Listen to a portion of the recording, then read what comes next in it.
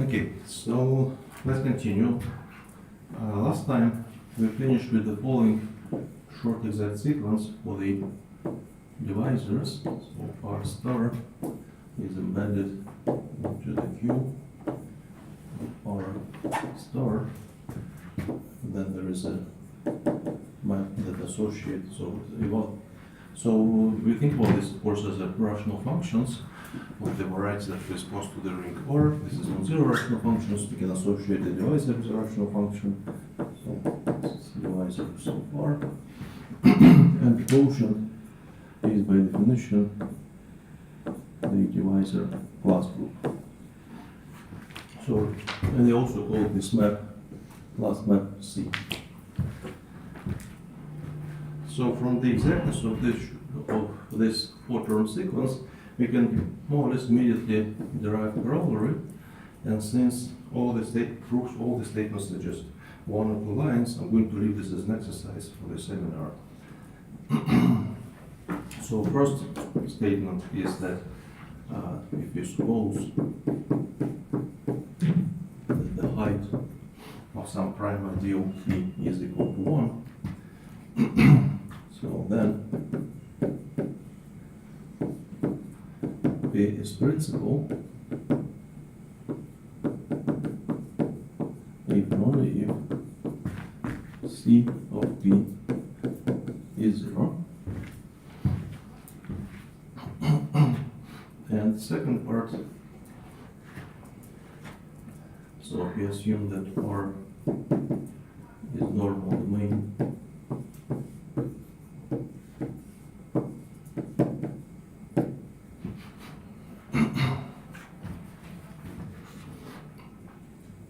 so then two conditions are equivalent. So first, R is a unique factorization domain, and this is if and only if the divisor class group is 0. Probably you've already seen the statements if you know something about commutative algebra, algebraic geometry. So especially the second statement is almost everywhere, but it's not easy, not hard to prove when you know the short exact sequence. So proof is exercise.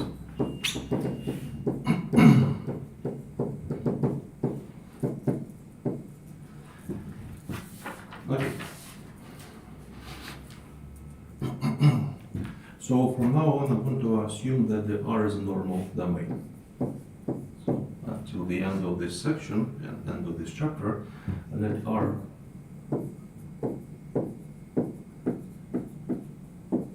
be a normal domain.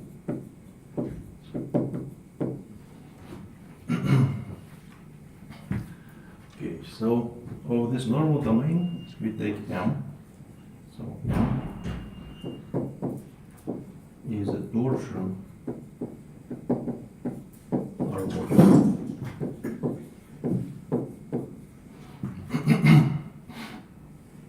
That's torsion R modulo.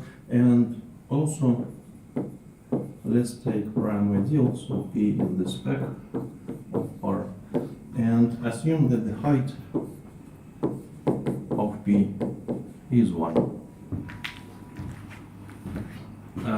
Maybe let me just change this a little bit. Not just in the spec, I want this in the support of M. I want the localization to be non-zero. So let this P be in the support of the torsion modulo M. Well, and then I have the following observation. Maybe let's discuss this. Let's look at the support over the localization of this ring can be for the localization of this module. So MP is a non-zero module since P in the support. Well, I claim that this set is easy to compute, and in fact this is just a set with one element, namely the maximal ideal in the localization. Okay, question, can you explain me why we have this? It's not hard, but perhaps it's better if you just discuss this. Well, inclusion from right to left is obvious. Well, yeah, sure. You know, it's of course, this is in the support. So the question is why there is nothing else in the support. Right, so the assumption, of course, that the height is 1 is important. And the M solution, I suppose, was important. Yeah. Because what you have in the support here, right? It will be a prime ideals, right, sitting inside P, right? But P has height 1, so the only possibility is just the minimal prime ideal. But we assume this is domain, so there's unique minimal prime ideal which is 0, and the localization at 0 is of course 0 since M is torsion. So there is nothing else in the support of the localization. So over this local ring, this localization is supported at the maximal ideal, but we know that this is equivalent to say that the length, of course the length is computed over the localization of the MP is fine. Just one of the standard characterizations of the modules of the finite length is just the module supported on maximal ideals. Okay, so if you know this, the following definition or notation, let me say this is definition, this makes sense. So let's say that the H of M, under all the above assumptions, so assume that R is a normal domain, assume that M is a torsion R module. So M is the sum over all prime ideals, well, over, let's say this. Let me just write sum over P and add this comment later. So I take the sum of the lengths times P. So the sum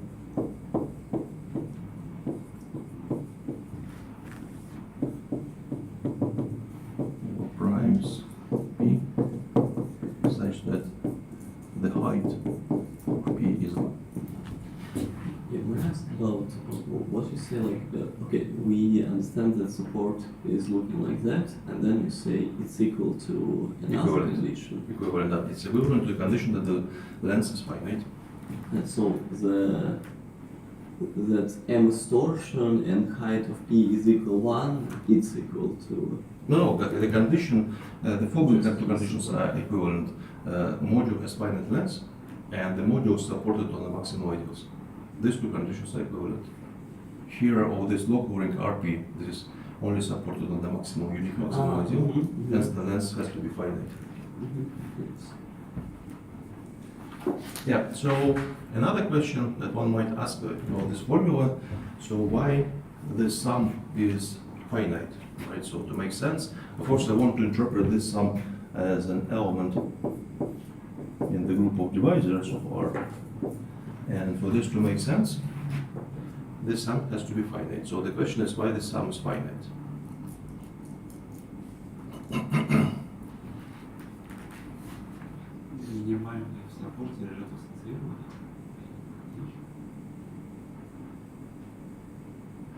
Yeah, so that's a perfect explanation, right? So here, zero ideal is not in the support. So ideals of height 1 are the minimals in the support. Hence, they are associated to the M. And since this is a theory and M is a finite module, there are only 5 many associated primes. So hence, the sum is finite.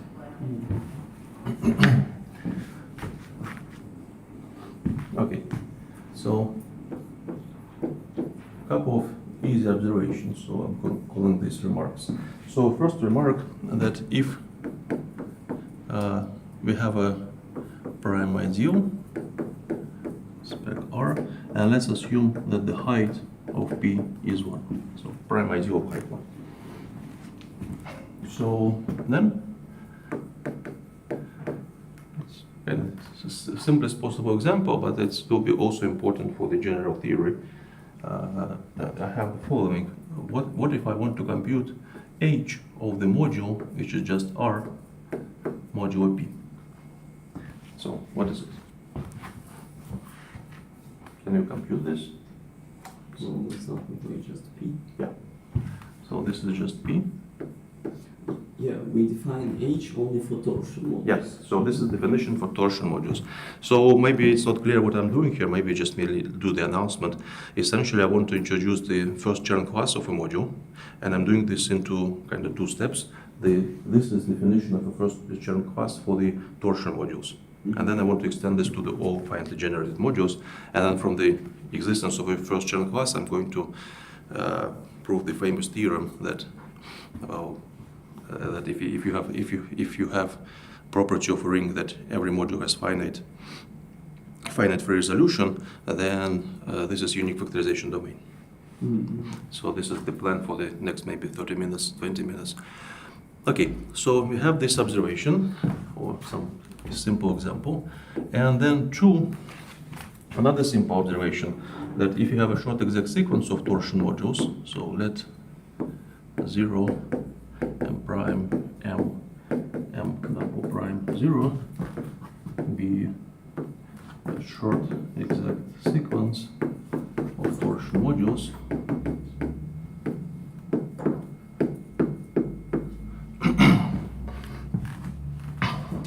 so then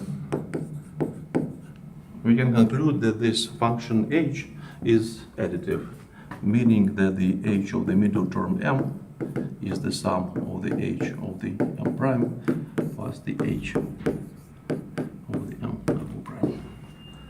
I don't really think that this requires a proof, but maybe let's again discuss this a little bit. Do you see why this formula is correct?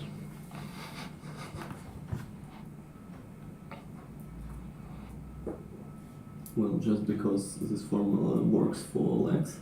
Yeah, so essentially you just take a prime ideal of height 1, localize the short exact sequence, you still get a short exact sequence, right? If the middle term is not zero, at least one of these two terms has to be not zero, and then you just know that the length is an additive function over RP. Okay, so lemma. The key technical lemma for the definition of the Chern class. So let M be a finite R module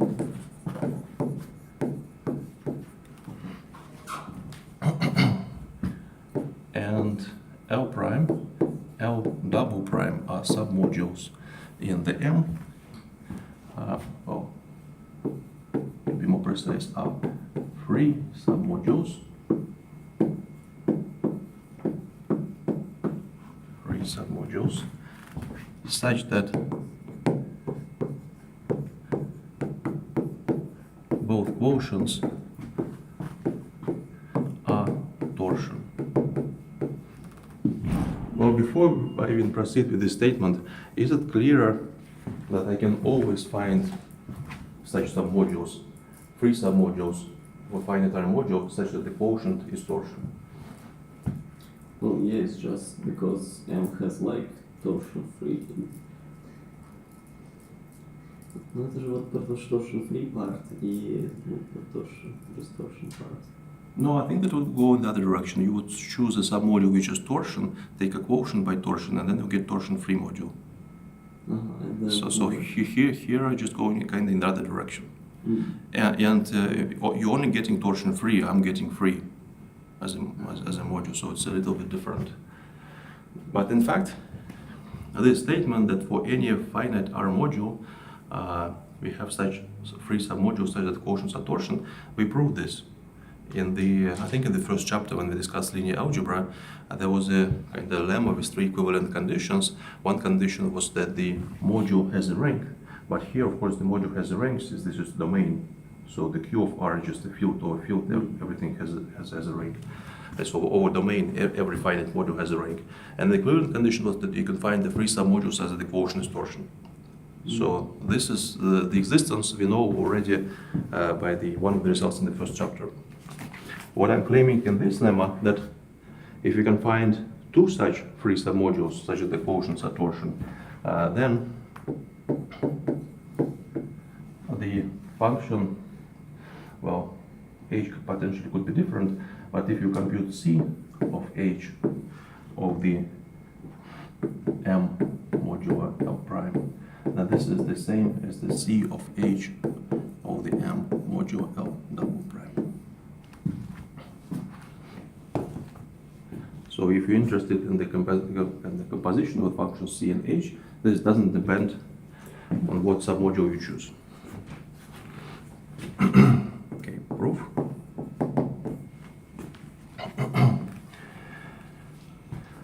Well, maybe it will be easier to understand if I separate this into two steps. So in the first step, I want to show that without loss of generality, I can assume that the L prime is a submodule in the L double prime. So that I can reduce general situation with two modules L prime and L double prime to this situation.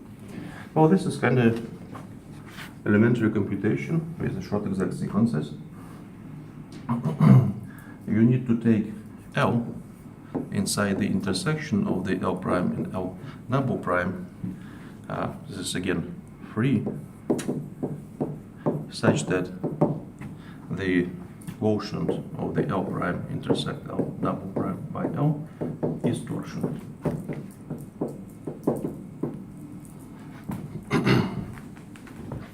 Okay, so then let's look at the first exact sequence. We have 0, L prime intersect with the L double prime. This sits inside M, and this is of course the kernel of the canonical map from the M quotient by the L prime plus 1 L prime plus M quotient by the L double prime. And so here, just the sum of two canonical maps to the quotients, and of course the kernel is precisely the intersection of two submodules.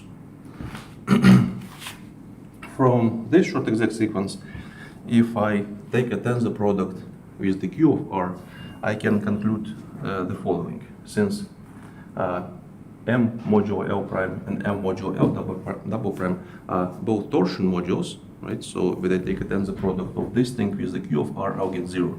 So I can conclude that the L prime intersect with the L double prime tensor product with the Q of R is isomorphic to the M tensor product with the Q of R.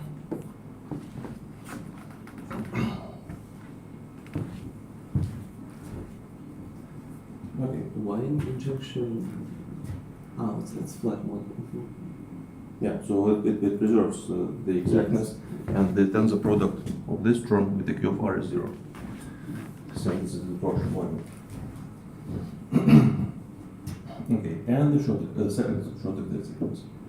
0, L prime intersect with L double prime modulo L sits inside M modulo L, and the quotient is just M modulo the intersection of L and L double prime. Well, this is just the what's called second, third isomorphism theorem, one of the isomorphism theorems modules. Okay, again, I take a tensor product with the Q of R. So then I can notice the following, that M modulo L tensor product with the Q of R. So this is isomorphic to the M modulo the intersection with the Q of R. And this is of course because again tensor the Q of R is an exact factor, and when you tensor this thing you get 0. This is again torsion module by construction. So what we have this isomorphism, and now let's look at these two things together. Yeah, and if you look at these two things together, this isomorphism and this isomorphism, it is clear from this first isomorphism that this second thing is just 0.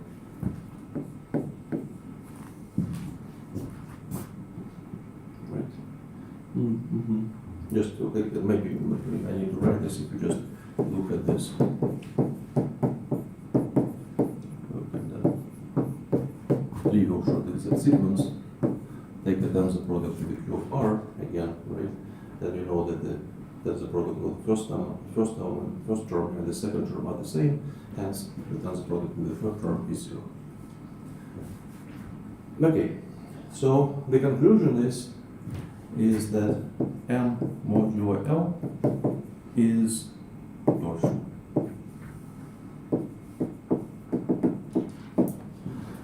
But that's exactly what we need to finish step 1, right? Now, instead, for example, considering L prime and L double prime, I just consider L prime and some module L. Since I want to show this for any two modules, right? So this equality would be reduced to the quality with the C of H of M modulo L. Right? Yeah, I suppose we assume that M is not torsion, yeah? So if I'm torsion everything. Yeah, if M is torsion, then we can't find such L. yeah, but we have a free sum modules inside the torsion module. I don't think this is possible. Yeah. No, yeah, then there are the possible just a 0 and 0. Mm-hmm. Yeah, 0 module, of course, yes, but other than 0, there are no choices. Okay, so this is step 1. Now let's go to the step 2. Well, which is just essentially, I'm not going to formulate what to do in this step 2, we're just proving the theorem under the assumption that the L prime sits inside L double prime. So, since we have this, we have the short exact sequence 0, L double prime, modulo L prime, M modulo L prime, M modulo L double prime, right? Just again, one of the geometries and theorems. So, and we can also notice that in this case, all three modules that we have in the short exact sequence are torsion modules. So I can say that the H of the M modulo L prime is equal to the H of the L double prime modulo L prime plus the H. Yeah, M modulo L double prime. So since the H is additive. Okay, so to finish the proof, right, that we want to prove this formula that when I apply C, so say I take this identity and apply C to the left hand side and the right hand side, then I almost get what I want. Well, if I know that the C of H of this thing is 0, right? So the goal, what we want to show to finish the proof, is that the C of H of the L double prime modulo L, this is 0. Yeah, do you prove that C is additive function? Well, we don't really need this. Well, what we want to prove that C of the left hand side equal, well, C of the left hand side equal to the C of the right hand side, but You mean just as a function on the abelian group of Yeah, divisors? It is by definition, right? Because C was defined as the map to the kernel of the divisor map, so it's by definition additive. Mhm.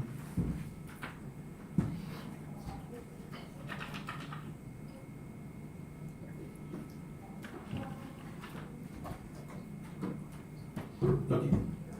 So to finish the proof, we need to show that the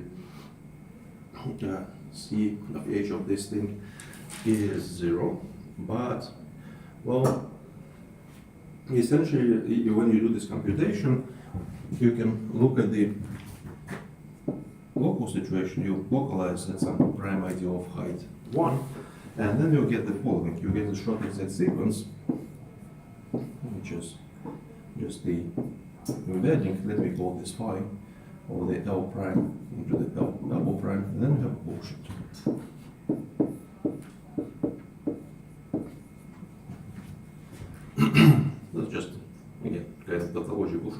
sequence.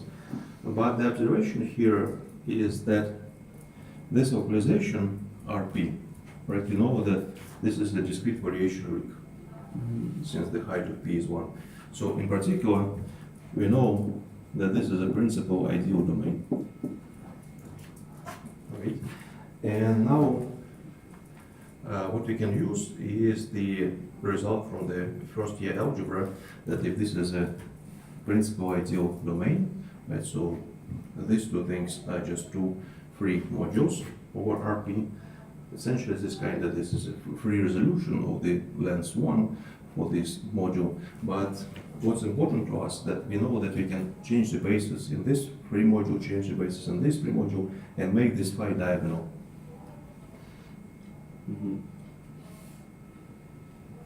Okay, so use the results from the first year algebra of principal ideal domains. Yeah, what you state that this short existence, we see it in RP, like localized. Sure. This Yeah, so we can localize this. Yeah.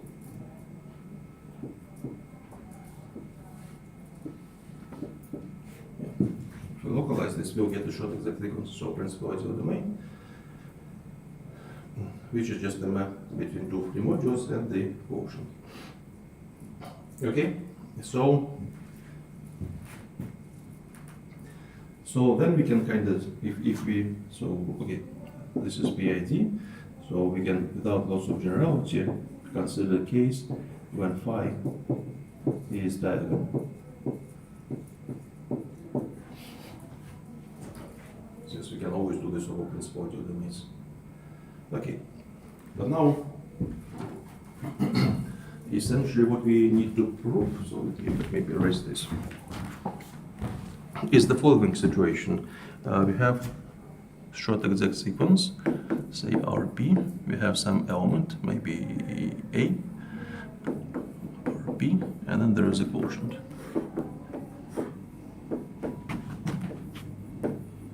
Right? By additivity, it would be enough to show that the CH is 0 for a module of this form.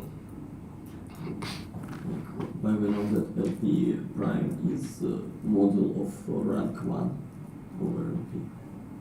No, well, if this is a diagonal matrix, right, so then this thing is just the sum of the modules that looks like this. Right, so if we can show that CH of such module is 0, then the CH of any L prime by the L double prime by the L prime is 0. But I think that is more or less a quite simple observation, maybe a trivial observation, that whenever you try to compute this thing,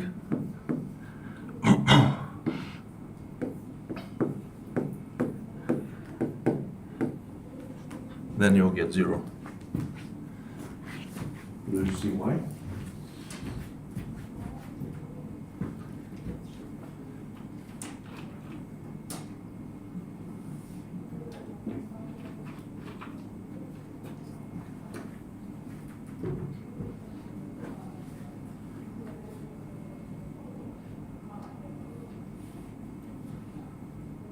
Там что-то вроде, то, что у нас, во-первых, у нас же все domain, это значит, что если А не 0, то у нас А порождает максимальный идеал более-менее. Кажется. Не совсем. Правда? Ну, вы говорите, что А должно быть образующей, но вообще там свободы не очень много. Это образующие в какой-то степени. Да, действительно образующий в какой-то степени. So if you just look at the definition, let me say maybe since, if you just look at the definition of the H that you consider in this case, right, it's supposed to be the length, right, times the prime ideal B in this case. So this is the length of, well, since we already go to the localization, this is this, right?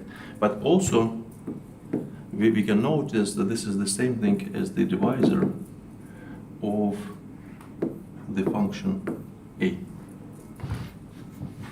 That's precisely the same thing. right? And since this is a divisor, when I apply C to a divisor, I'll get 0. Why the divisor? Okay. Well, if you try to compute the divisor of this thing, right? So in this case, this is an element of the ring, right? So kind of divisor is the order of vanishing of the function, and in this case, it's just the point, right? But the order of vanishing is precisely this number, Yes. right? Well, because essentially, as we discussed, this A is just the generator of the maximal due to some power, and this power is precisely the order of vanishing, and also this power is precisely this length, right? So it's essentially because the quotient of the m modulo m squared is just k. Is it obvious that A lies only in P, not in some other prime ideal? Like, We're talking about discrete evaluation rings. This is yeah, but is it divisor for this ring, for Rp, or divisor for R? well. I think it's also true that this is divisor for R, right? If you Yeah, but why is it so?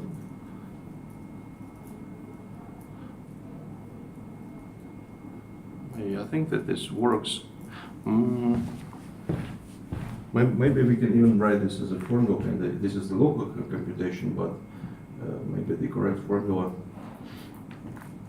will be something like this. So if we remove the localization and just go back to this short exact sequence without localization, then the formula that I'm trying to show, let's still call this phi, is that the h of phi, not the h of phi, but the h of the quotient, h of the quotient, L prime modulo L double prime, this is the divisor of the determinant of phi. So if you have something like this, well, then of course the result follows, right? So then this What is divisor of a function? Did we? divisors are, this is just divisor map.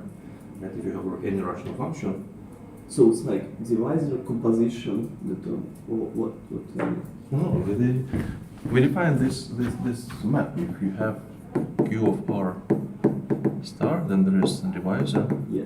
to the diff of R, right? Yes. So this is the element that sits here. Determinant phi is the element. Yes, Что тогда подразумевает determinant phi? just an element of the ring. So Ah, notice it's that, like a matrix. Yeah, And so- the determinant of what? Ah, okay. Understand. yeah. So this is essentially a formula that I'm trying to show, and of course the proof is by localization and reducing. So you go to the diagonal case, do the localization. You go to the diagonal case, do this local computation.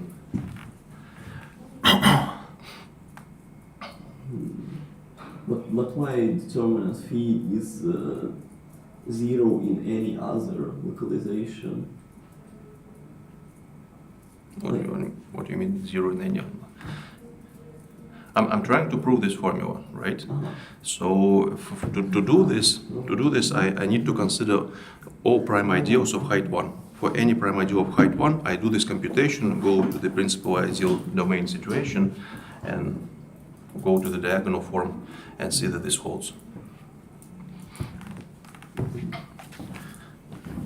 Okay, so I think that's enough to finish the proof, right? So we reduce to this case, and in this case, it's just a local computation of principal ideal domains. Okay, let me now finally derive theorem, which is essentially we more or less proved up to some little checking of correctness, which I'm going to leave as an exercise. So this theorem is that there is unique map of the modules over R. Well, only finally generated modules. So this the way I wrote this, it looks like a category. Here, I just want this to be just a set of all finitely generated modules. So there is unique map, which I'm going to call C1, from the set of finitely generated modules to the devise the class group of R, such that we have three properties. So first, if M is torsion, this first German class C1 torsion, then the C1 of M is equal to the C of H of M. Now 2, if M is free, then the C1 of M is 0. And 3, we have additivity. So if 0, M prime, M double prime is a short exact sequence of finitely generated modules,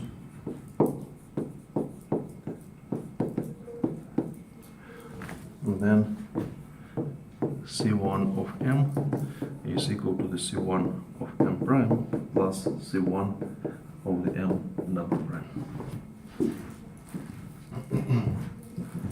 А можно вопрос такой задать? Обычно первый класс черным все-таки, ну там типа в графике начинается объяснение с локально свободных, ну там с вратитов, локально свободных первого ранга. То есть в нашем случае это что-то типа проективной размерности 1, наверное. Ранга 1, да. Да, вот. А здесь мы как бы с торшем начали. Это просто вот разные подходы к тому, что мы не в алгебраической геометрии, а вот в коммутативной алгебре как бы работаем, или тоже можно начать? Сейчас, смотрите, если вы возьмете алгебраическую геометрию, как вы ее знаете, вы воспользуетесь тем фактом, что если у вас достаточно приличная схема, то вот эти классы дивизоров CL, ну там будет CL от X, они заложены в группе Пикара. Ну да. Поэтому ваши как бы с точки зрения изоморфизма, ваши классы принимают значение в одном месте. Мы буквально определяем только для них, только локально свободных. Ну, только для обратимых, получается. Класс чем? А, сейчас. Нет, конечно. Группа Пикара это ранг 1. Ну, локально свободные. Ранг 1. Это группа Пикара. Да. Это обратимые пучки. То есть мы, в принципе, ну, для хорошей схемы это классы дивизоров. Да. То есть мы не определяем буквально. Ну, по крайней мере, наша настройка, схема нормальная, это будет одно и то же. Ну да. Ну ладно. Здесь можно было ввести как бы группу Пикара для кольца, если нет никаких проблем, а даже определение проще, просто обратимые, либо как обратимые модули, либо как проективный ранг 1, валентные вещи будут, это будет одно и то же, просто вы не планируете пользоваться, как я это делаю. Но да, действительно, как бы такой подход, наверное, может быть не самый стандартный. Вот определять сначала для вручения, потом с вручения продолжать для всех. Я думаю, что вот греческая геометрия там чуть по-другому делается, обычно, да. Но как бы ничто не мешает вот так определить, где можно продолжить любую схему. Да.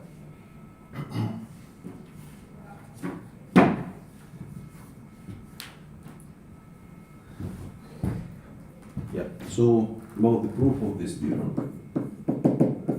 So again, this is exercise. And now there is not because it's very simple, but because I think this is quite boring, and because what you need to check is that, for example, you take these two things, say, as a part of the definition, right? And then the only question is, if you have such short exact sequence, you need to check this kind of correctness, right? So you can choose some free submodule here, here, then there is a corresponding definitions like this. So why this is well defined, why this doesn't depend on anything. So kind of boring computation, which is maybe reminds the computation for the level before, but not precisely. It's not the same proof. Да, вот мы как бы непонятно, как определить там, если у нас есть конечная свободная резольвента в модуле, а если или нет. А зачем нам, конечно, свободная резольвента для этого определения? Нет, ну просто вот как для просто какого-то модуля, который не свободен и не то, что определить. Вы выбираете свободный подводный. Самый максимальный, да. Точно. Вот а так, что фактор был кручения. Из того, что у вас как бы класс черный свободный нулевой, то у вас как бы возможности определения нет. Конечный изолятор здесь не нужно.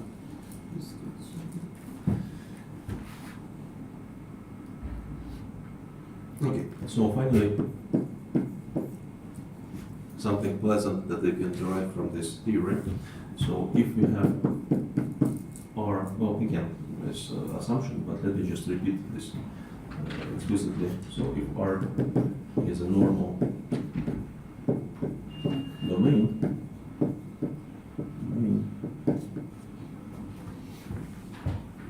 and any module has finite free resolution,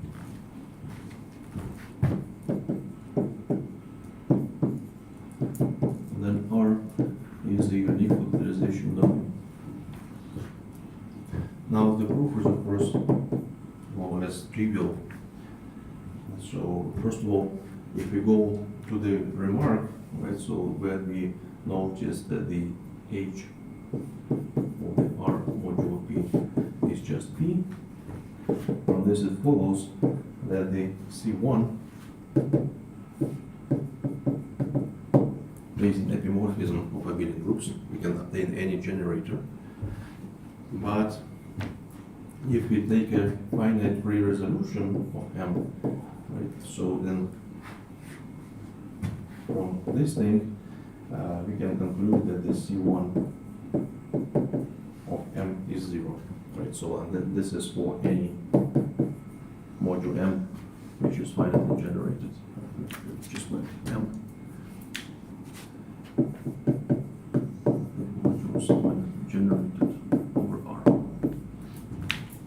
Okay, so on one hand, this is an epimorphism. On the other hand, this is a zero map. So maybe let's discuss this second part. Do you see how from the existence of the finite free resolution, which I denoted F with a bullet, it follows that the C1 of M is 0. Там, смотрите, это просто будет альтернативная сумма. Yeah. So if you have this additivity, from the additivity for any additive invariant, we automatically get that if you have a finite complex, then the invariant applied to M is the alternating sum for the invariant applied to each term of the F, which is 0. Okay, right, so C1 is epimorphism and C1 is 0. Of course, this is possible if and only if, or at least we need one direction, this is possible if the target is just 0. Right, and if divide the class to 0, then the ring is unity. So, in particular, second corollary, this is our slender loose bound.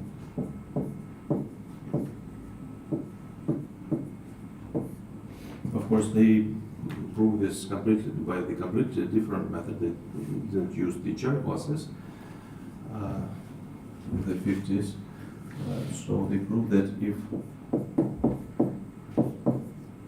Rm is a regular local ring, so then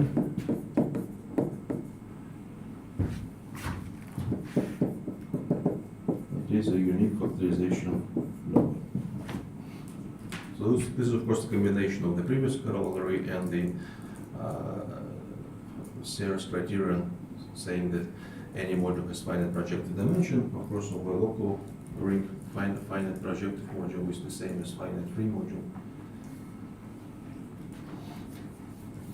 Okay. That's all I want to say about this topic about the regular rings and unique factorization domains. And this last corollary was the goal, to show that if this is regular, this is unique factorization domain. So now I'm going to the next section. So this is 4.4, complete intersections.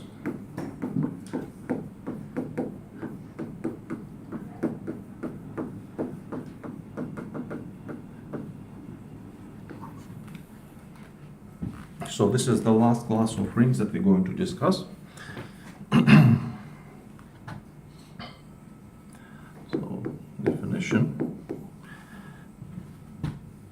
Again, maybe with two parts as usual, the local situation and the non-local situation. So a local Noetherian ring Rm is called a complete intersection ring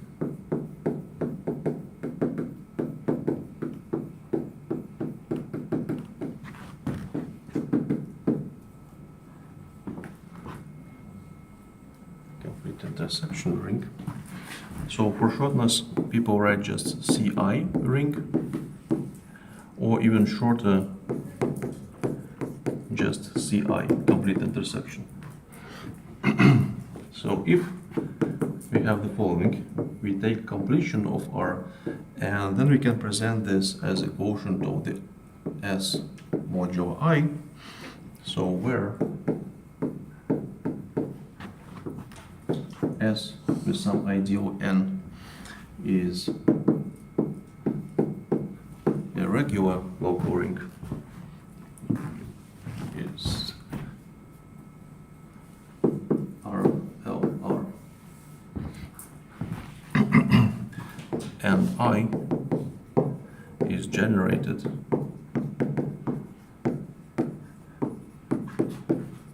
by a regular sequence.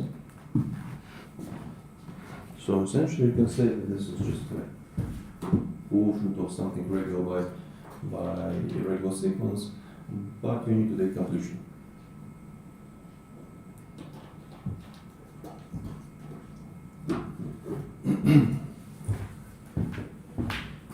So part 2 of the definition.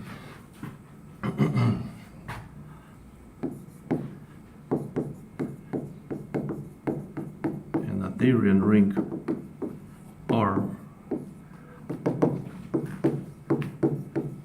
is called local complete intersection, LCI. Local, let's say, I think it's locally complete intersection.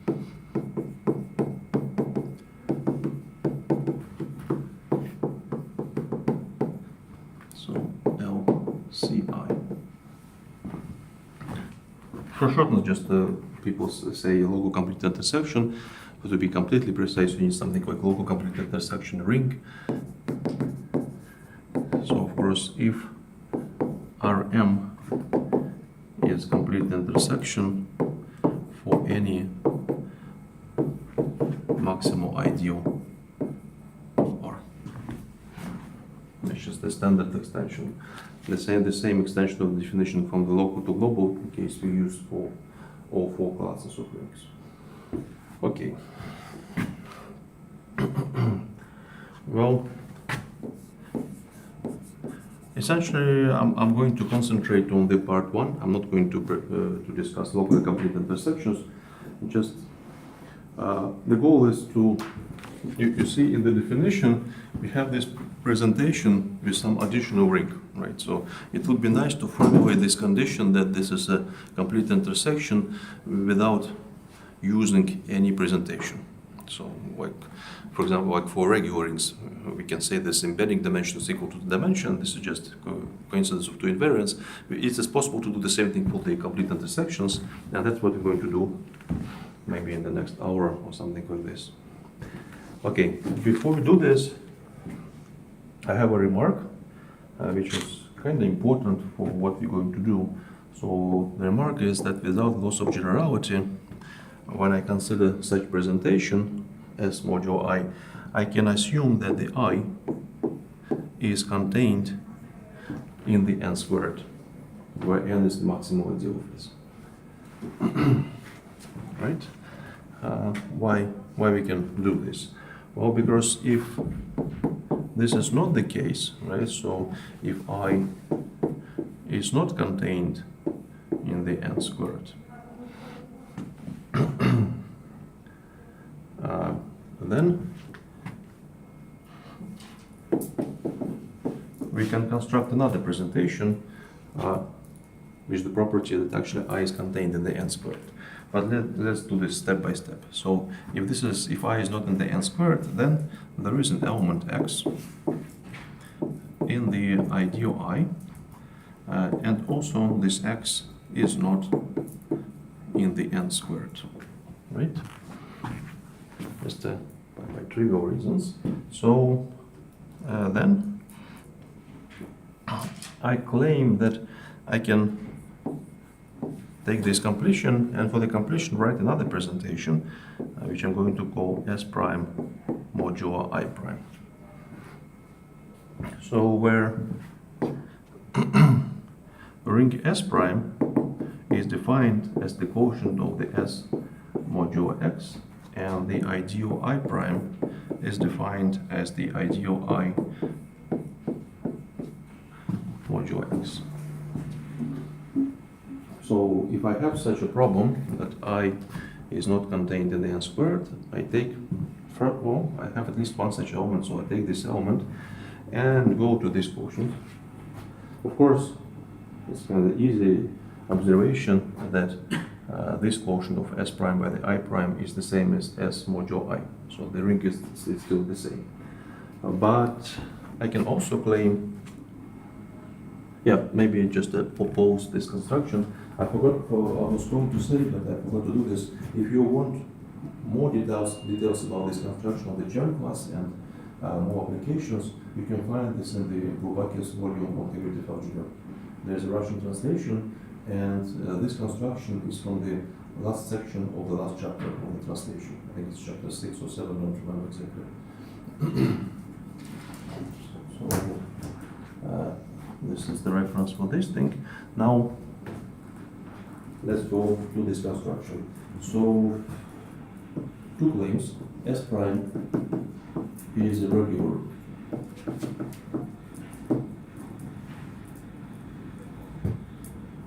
Right? And why this is a regular ring? Will it be proven that S prime modulo I prime is equal to S modulo I? Or is it true? I think this is trivial. I don't see what you really want to prove here.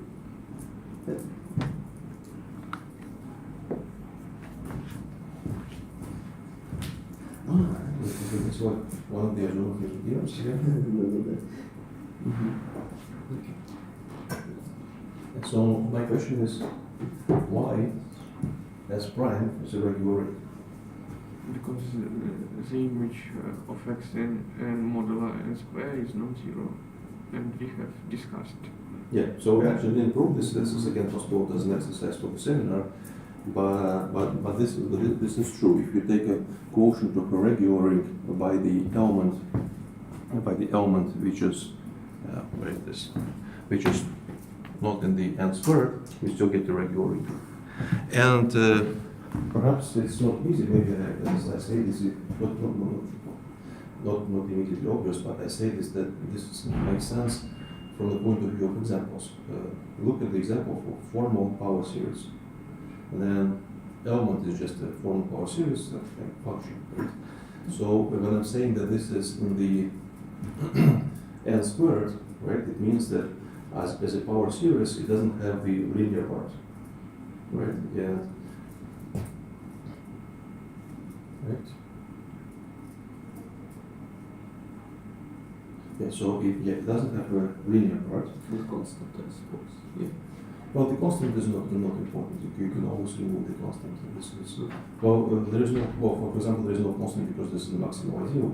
Yeah. But I'm interested in the linear part of the series, right? Yeah. So the other way around.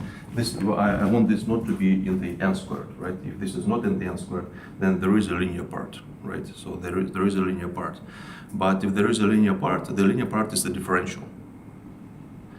So hence, this condition, naively, if you have variables and form a power series, means that the differential of the corresponding function is non-zero.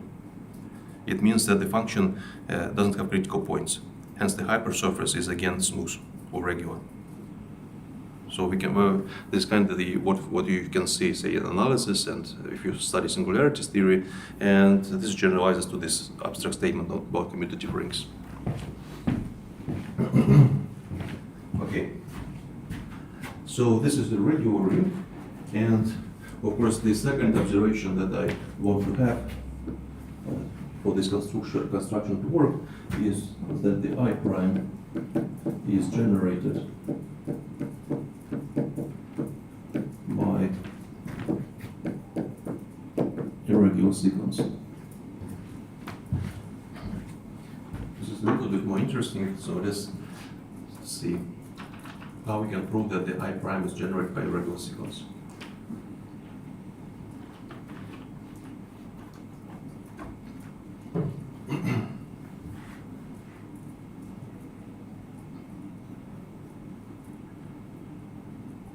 Не, ну кажется, что если у нас x не называется в n квадрате, то он часть какой-то регулярной SOD. Вот. Всех параметров. SOP. SOP, да. Это правда, да.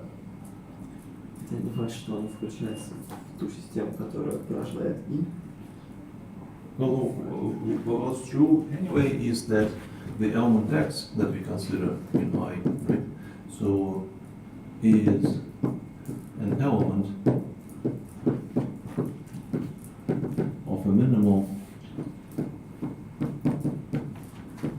system of generators of I, right? This is more or less clear. Why is it true? Well, you just take this element and complete this to this minimal set of generators, Ah. Yeah. right? So, What is the minimal system of generators? well, you just sequence, well, bunch of elements that generate I, and you can't remove any of these elements. Yes. Okay, so, and then I claim that I is generated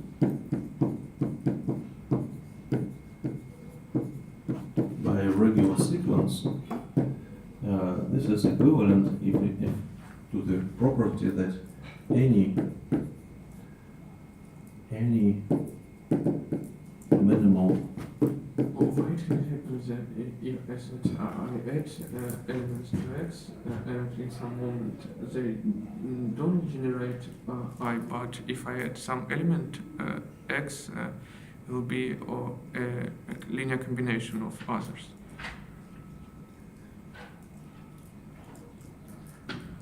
То есть я добавляю, чтобы минимальную получить.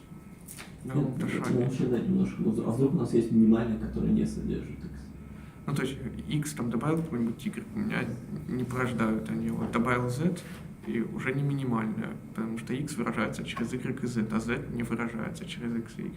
Нельзя полемика Каяму добавить в факторе, потом поднять. Я тоже думал, что просто дать там p квадрат, у нас там все хорошо.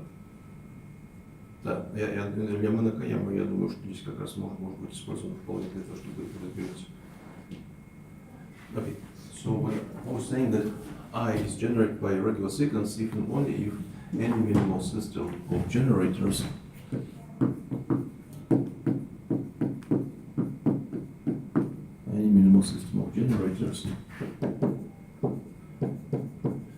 is a regular sequence.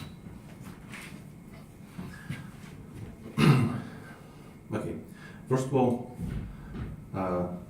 if you believe in these two claims, right, so this one and this one, then I think it's clear that this is true, that I prime is generated by a regular sequence. Right, so the first one we discussed, this is by Nakayama's lemma, and how about the second one, how we can prove the second claim?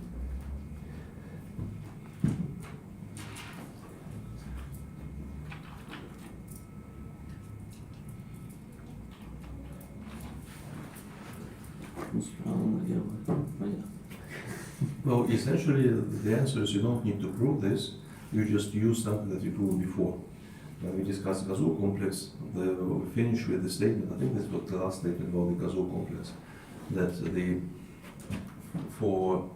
we essentially we exactly prove this, that if you have an ideal, and the module in this case is of course just the ring, and then the then if this ideal has some depths m, and this is generated by the some system, minimal system of generators, right? So then this minimal system of generators has n elements, and this is precisely the depth of this ideal. So here we don't really prove anything new, we just use what we already know. Okay, so this is how we can go from one presentation to another presentation, and then we can just do this step by step until we reach this situation when I is inside n squared. So let me say that iterating the construction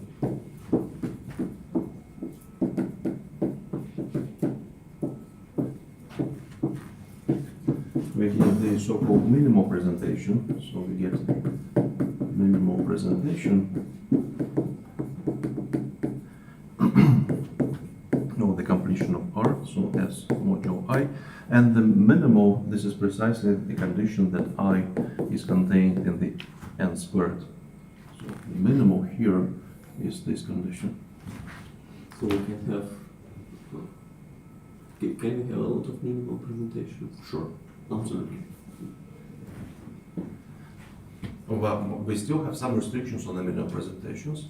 Of course, there are no restriction. Well, you can immediately construct, for example, say you work with the, again, complete block of rings, say you form a power series, you have the motion by some ideal. At least what you can do, you can take some automorphism of this ring, and then you change the generator, again, you change the generators of this ring, and you also change the generators of the ideal. So, of course, this by no means unique. But you have some restrictions on the discrete invariance, and here are the restrictions. You can look at the embedding dimension of the R, right? So then this is the same thing as the minimum number of generators of the maximal ideal M. And also this is the same as the minimal number of generators of the maximal ideal N. But Sn is a regular ring, so this is embedding dimension of the S. And of course this is the same as the dimension of S. Okay.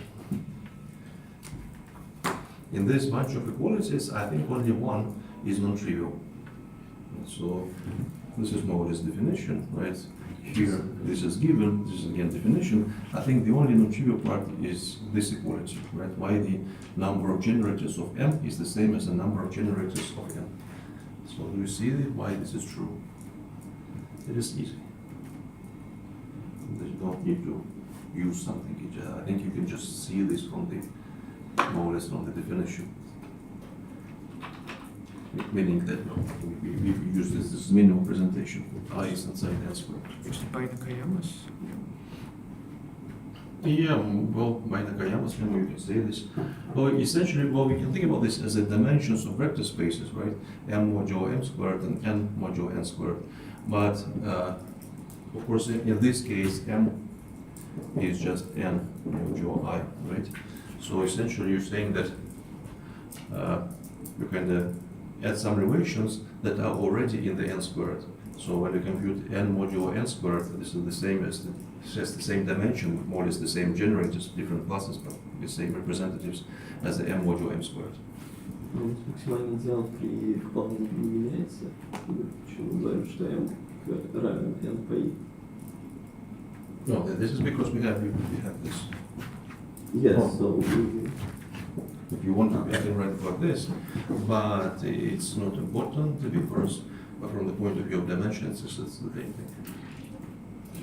So if you look at the M modulo M squared, this is the same as you add completions.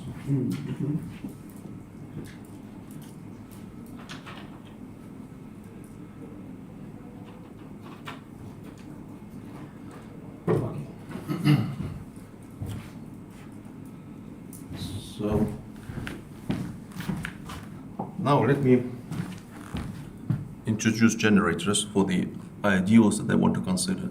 I want to consider maximal ideal M. So let's say that it has generators x1 up to xn.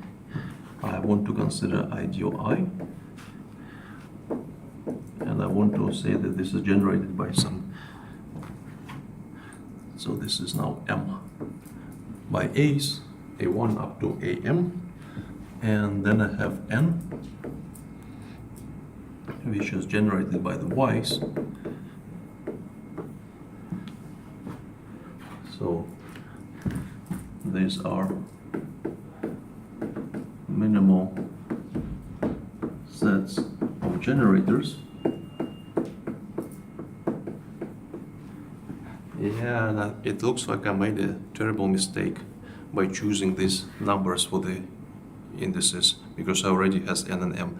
Yeah. Since I have this n and m in all my computations, to avoid the confusion, let me maybe underline, when I talk about ideals, I'm going to underline ideals, and numbers are just numbers without underlining. So these are all ideals, of course. So the n, the minimum number of generators of M, is just this number.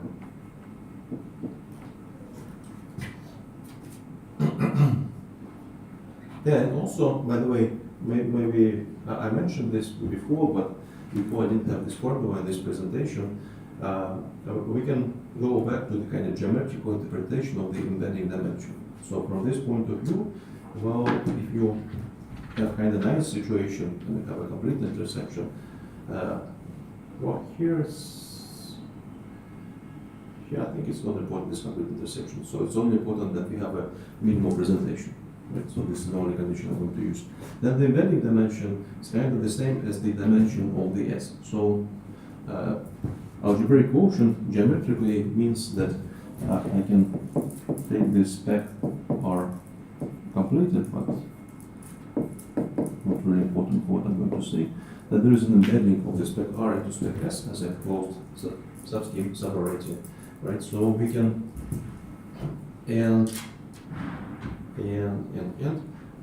this minimal presentation again is kind of minimal, so geometrically it means that I can have this singularity, which is represented by this local ring. I can embed this into some ambient space, which is regular, and this thing is a minimal that contains the singularity. So this is the interpretation, geometrical interpretation of the embedding dimension, kind of the dimension of the minimal dimension of a regular space that contains this given singularity. So it's like, yeah, is there some, просто не очень умею работать с уплотнениями, там есть какое-то различие у спектра R и спектра R уплотнения? Различия, несомненно, есть. Да, то есть Но и вложить что-то куда-то нельзя, то есть давайте как-то. Нет, ну здесь я просто написал вот эту формулу, потому что здесь такая формула написана. Ну да. Но на самом деле для вот этой геометрической интерпретации это вообще никакой роли не играет, это не играет роль, здесь полное пересечение. Ну вообще играет, потому что мы используем то, что S регулярно, как минимум, мы из полного пересечения используем только то, что I порождено регулярной последовательности, а все остальное используем. Нет, то, что S регулярно само собой, то, что I находится в квадрате само собой, то, по-моему, для того, чтобы сказать то, что ты сказал, не нужно говорить, что I порождено регулярной последовательностью. Ну да, это вот максимум, что можно. Нет, это как раз очень хорошо. Нет, я просто про то, что, ну, то есть, это у нас как бы, вот, типа, как вот разрешение особенностей, только в другую сторону, мы как бы вкладываем в хорошую схему. Mm-hmm. Вот. То есть, это просто про это. Я думал, что как-то можно с R сказать то, что R мы можем как-то вложить в хорошую схему, но, видимо, это не совсем так просто. Ну, то есть, мы же не можем как-то спектр R вложить в спектр R открытым вложением замкнутым, или хотя бы какие-нибудь. Ну, это надо подумать, если честно, сходу не готов сказать, как там. Спектры различаются. Мне кажется, они как не то, что очень сильно должны отличаться. Надеюсь. Может быть, они даже не совпадают. Это там не будет соответствие, когда просто простой идеал, правильно, выполнение простого идеала. Это как бы плоское отображение у нас такое будет. Как оказалось, оно не очень далеко от биверсии на спектрах. Нет, там вот если взять какой-нибудь даже многочлены, их выполнение, соответственно, ряды, там же сразу локальное становится кольцо, как бы. Нет, я хотел начинать с локального. А, Локальное кольцо, я его выполняю. Тогда не будет ли там изоморфизм аспектов по выполнению? Ну, если это не изоморфизм, то не очень далеко. И, конечно, если эта ситуация не локальная, там, как вы сказали, с рядами полиномиальными, там очень раз. Там все может сложно как-то получиться. Ну, как да, это как бы близкой геометрии, это как, ну, что такое локализация? Это просто пересечение всех открытых, которые содержат данную точку, да? Тоже не обязательно открытый нож, потому что такой, как бы, топологически не очень понятно, но оно алгебраически хорошо устроено, как локализация. А выполнение – это такой переход к формальной окрестности. То есть, ну, как с точки зрения, не знаю, калькулюса. У вас функция становятся все возможные ряды привода. Вот, но Ну, только что мы не сильно далеко должны стоять. в локальном случае, конечно, да.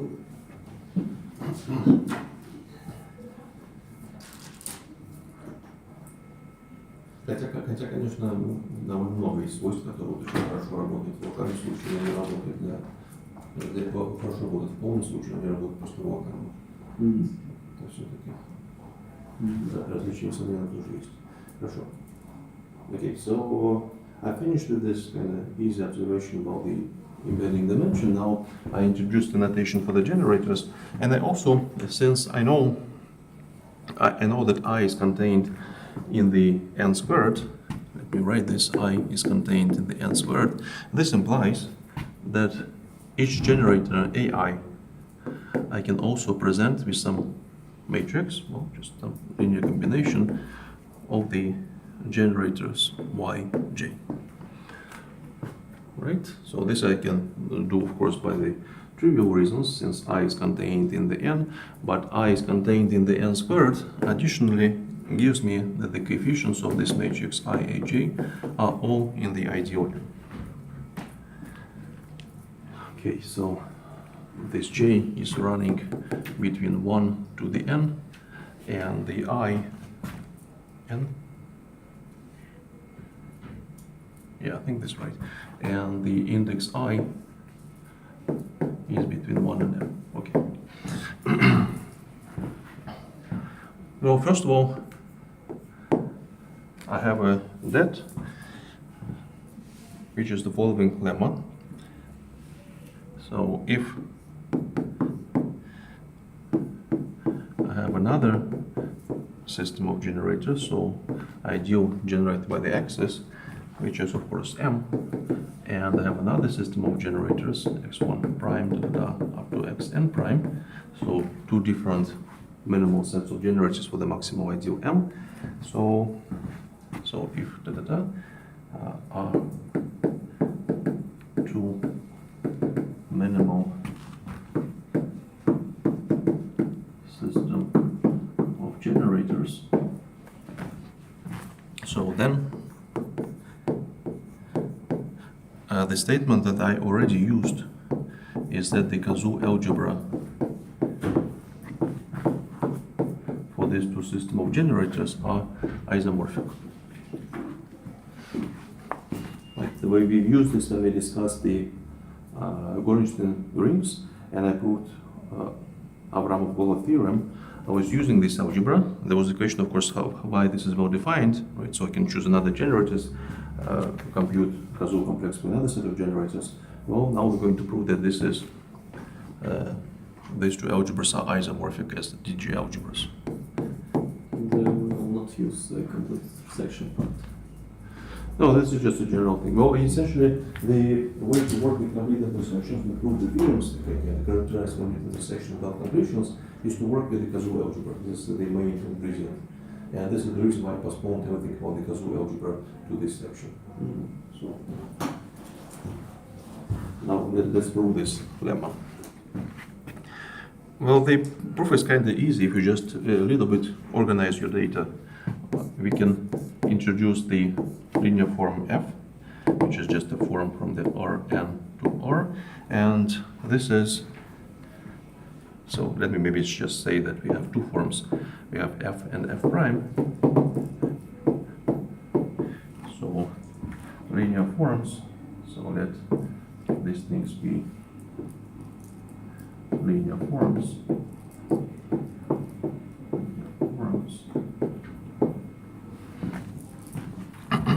Defined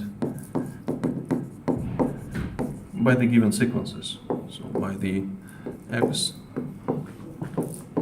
and x prime. Okay, I think it's clear what I mean, right? So if I have kind of column here in the Rn, just this form sending this column to the kind of dot product with this row, right? So in other words, these elements give me the kind of the components of the linear form in the basis. Okay. Okay, so then I can introduce the map. So with the matrix. So let's say that the xi, right? So this can be expressed, right? So both are a system of generators. So for example, I can take xi and present this with some coefficients fij, xj prime. So the summation is over j between 1 to n. So I can think about this. So here, I is between 1 and n. I can think about this as a map given by the square matrix. And I claim that this map is invertible.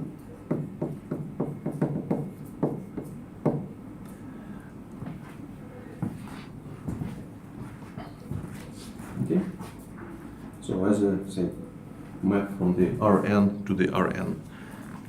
Do you see why it's invertible? Just because that's system of generators both. Okay. Well, sure. But for example, just by the definition, you can, for example, immediately see. Там invertible, типа то, что не обратное есть, да? Yeah. Ну тогда просто вот можно перекинуть, ну. Yeah, sure. We can do the same procedure and express, say, xj prime using the generators xi. So that would be the matrix that goes in that direction, and this is the inverse matrix for the given matrix. Now, there are other arguments, but I think this is probably the easiest and the more natural argument to prove this. So this is invertible. Yeah, I think I just just a second ago said this incorrectly. I want this map to be invertible as a map from the maximal ideal to the maximal ideal, as I said, to the Rn to the Rn. This is not what I want.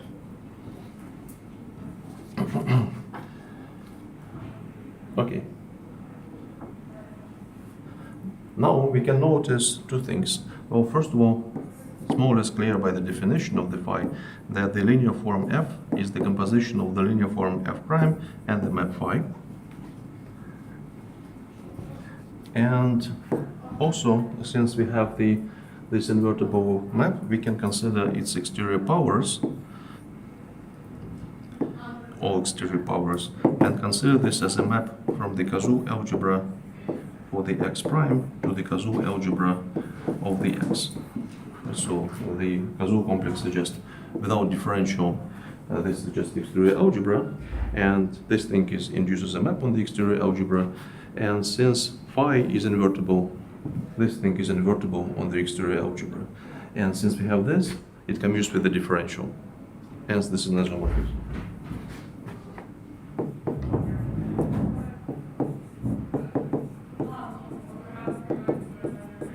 Isomorphism of TG algebras.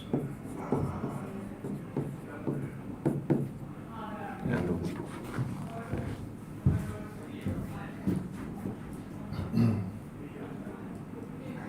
It looks like we need to take a break. Okay. Let's take a break and continue in 2 minutes.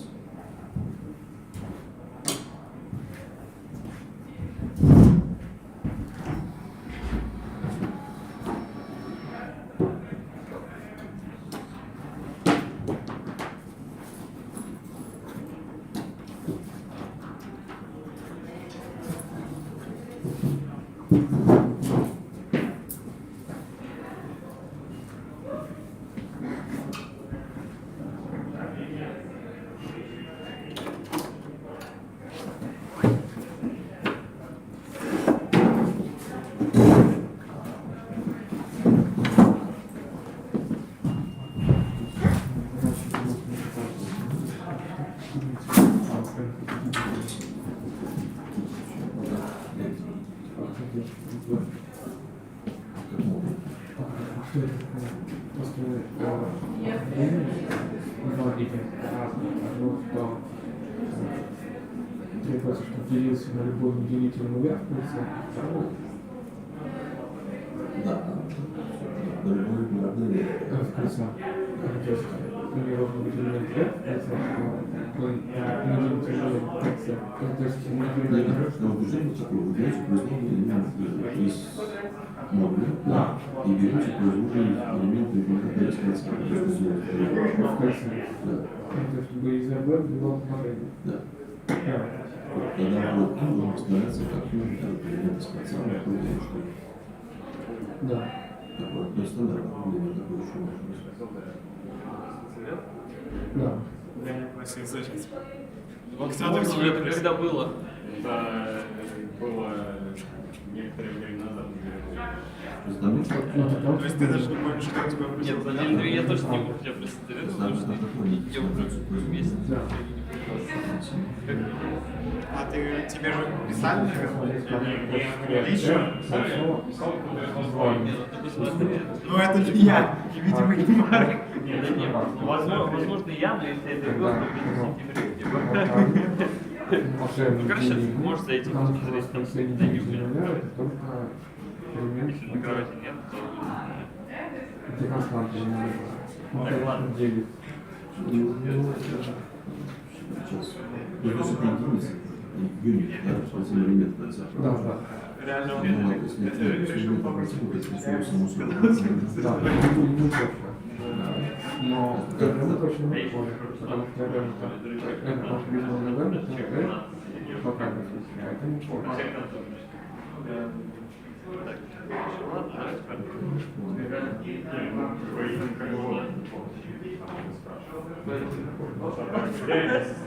Октября? Октября. А, октября, да. Октября.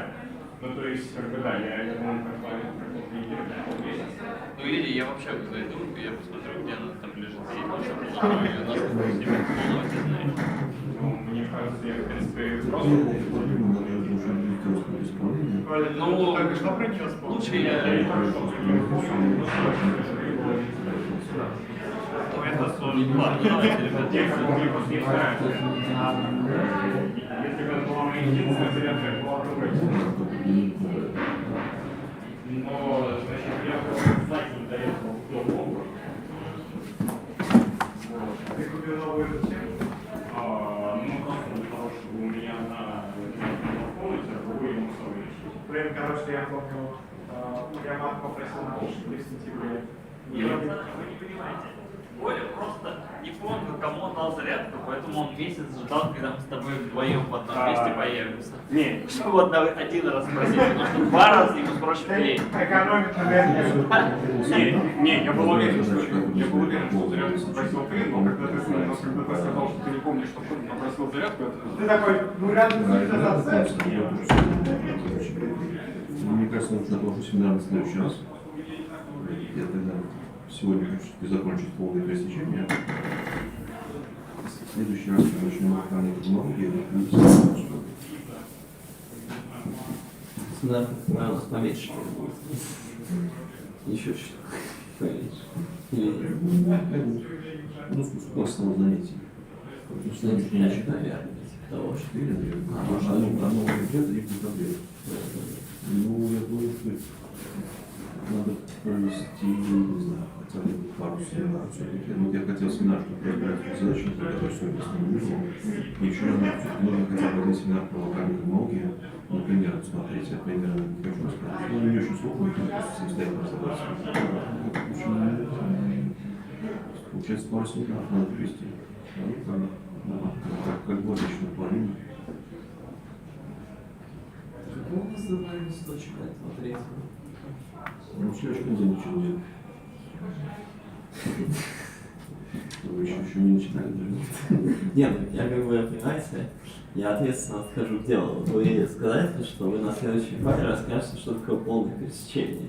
И в этом листочке они потребуются. Ну, вы так говорили. Вот, я такой, ну ладно, значит, подождем, пока вы расскажете. По-моему, я успел, когда я понял, что я не буду проводить лекцию, это примерно было одновременно, когда листочек составлял. Это полное пересечение, потом однажды задачи, что вообще нет. Бог тоже его знал. Не буду же я не доверять вам, проверять вас.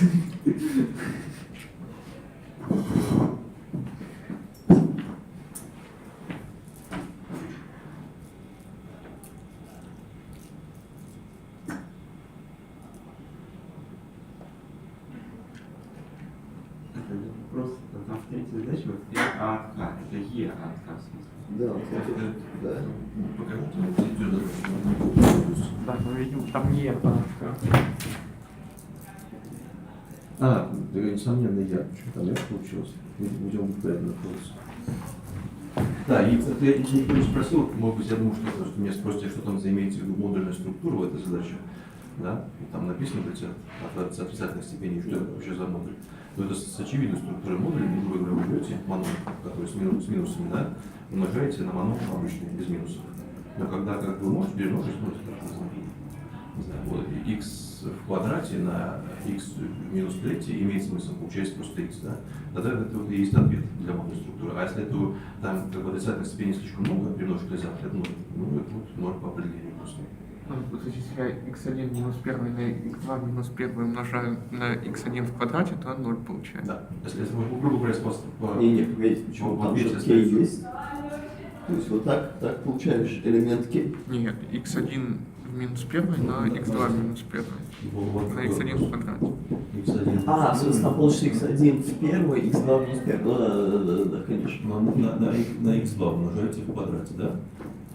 Ну да. Да, по определению. То есть, когда у вас не получается, вы можете получить элемент, который сносит отрицательной степени, и вы по определению получите это ноль.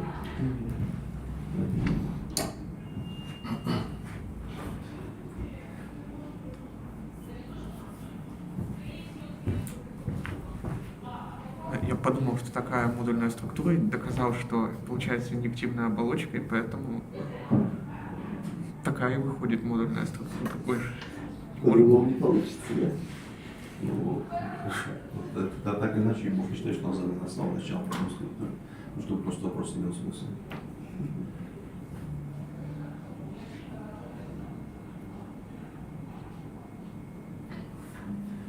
Да, давайте продолжим. Надеюсь, что рассмотрим ночью изучение.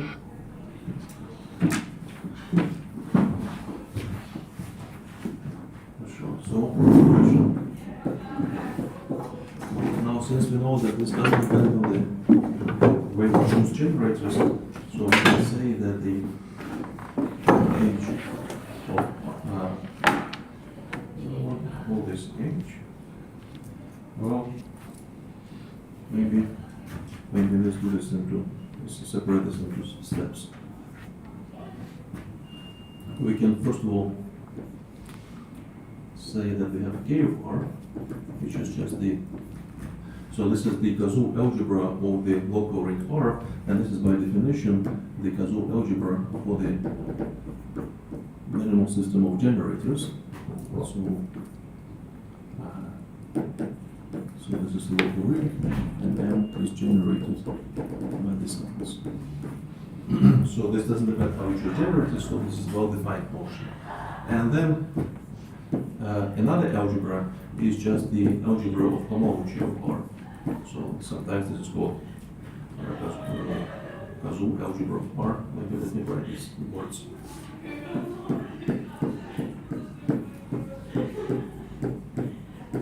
Kazoo algebra R. So this is the algebra of the homology of the Kazoo complex.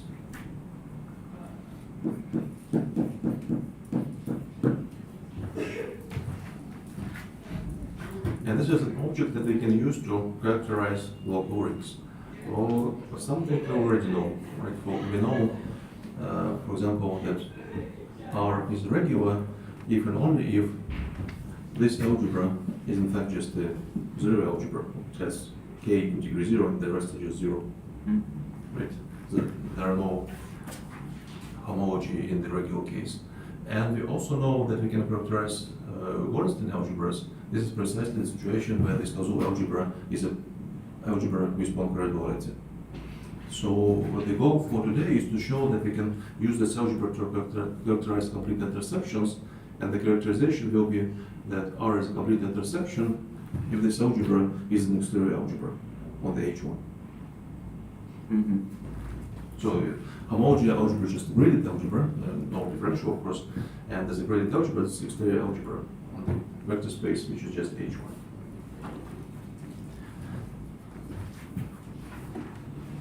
Okay, so And that kind of means that regular rings is complete intersection.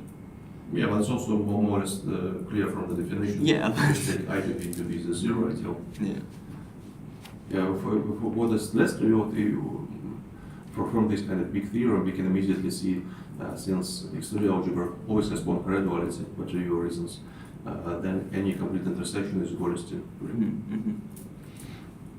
Yeah, and there is another definition that I want to give, but it's kind of a different nature. Maybe let me insert a remark here. The remark is that by the general reasons, we know that the maximal ideal which acts on the homology of the R is zero, or in other words, the support of all homology modules is just the maximal ideal M. So this is for any I between 1 up to Gn. So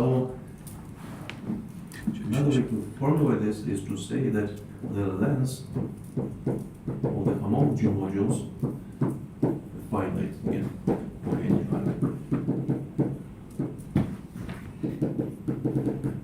Why support is so? This is what we proved when we discussed the general causal complexes. We proved that in kind of general situation, when you have several elements, you generate the ideal, then the homology always supported on this ideal. I suppose we can deduce it from the M multiplied by HIR is equal to 0. Yeah, So but we can this deduce is it kind of from statements that are all equivalent. So M is acting as 0 on the homology. It means that the support is just maximal ideal. It means that the length is finite. It's more or less this, the three statements here are equivalent statements. For any module. There's no module here. There's only ring. Only what? Here we have only ring. Yes. Yeah. Yeah, but it's true for any model. If HIR is any model, then this everything is true. Everything is equivalent. Yeah, I think it's still true. Yeah, but Just- here we only discuss the situation of the ring itself. Mhm. So at the moment there are no coefficients. It will be later, but for me, at the moment it's enough to know that the length is finite because I need this for the next definition. So the definition, the first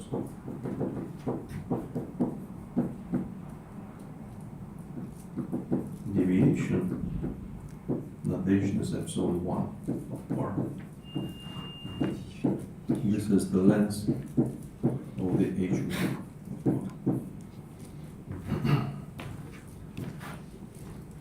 Это через I, да, пишется deviation. Yeah. Через I. Отклонение.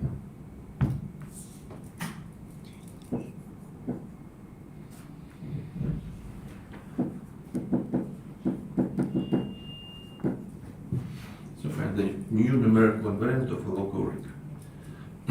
So a little bit later we're going to introduce the second deviation, but for the moment I just work with the first deviation. And well, I'm going to tell you how to define all the deviations, the first, the second, and the rest. Yeah, notice that this is the right definition for the first deviation, but if you look at the Mutsumura's book, he defined this number as EI, just the length of the HI. And EI usually reserved for the deviations, and this is not the standard definition, it's not the right definition of the deviation, it's not just, you can put 2 and 2 here, it's just different things. Okay. So, let's essentially use the same data as before. Yeah, it's still there. So the notation for the generators this kind of very important line. It's important to remember how I introduced this generators x, a, and y. So let me set map A to be just a map given by the matrix Aij, and I can think about this as a map from the S to the M to the S to the N. So this is the linear map. The G, this is a map from the Sn to the S, and this is given by the sequence Y. So you can take this sequence of generators and interpret this as a linear form. And I can also introduce the last linear form H. So this will be from the Sm to the S. And this is given by the generators. Okay.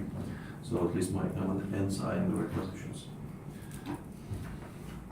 So then, as in the proof of the previous lemma, we can notice that the H is the composition of the linear form G and the linear map A. And we get the map of complexes. So let's say that we have exterior power of the matrix A.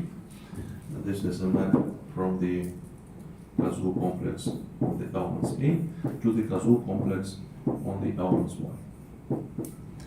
So a lot of our computations will be computations with these Kazoo complexes. Okay, so then we take this map of the Kazoo complexes and take a tensor product of this map over S with the R.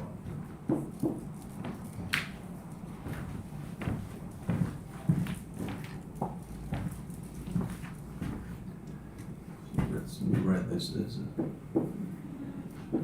exterior power of A tensor product with R. For shortness, I'm not going to write tensor product over S. So this will be from the Kazoo complex over A, tensor product over S with R, and this thing we can simplify, right? So this is isomorphic to the exterior algebra of the free module Rm.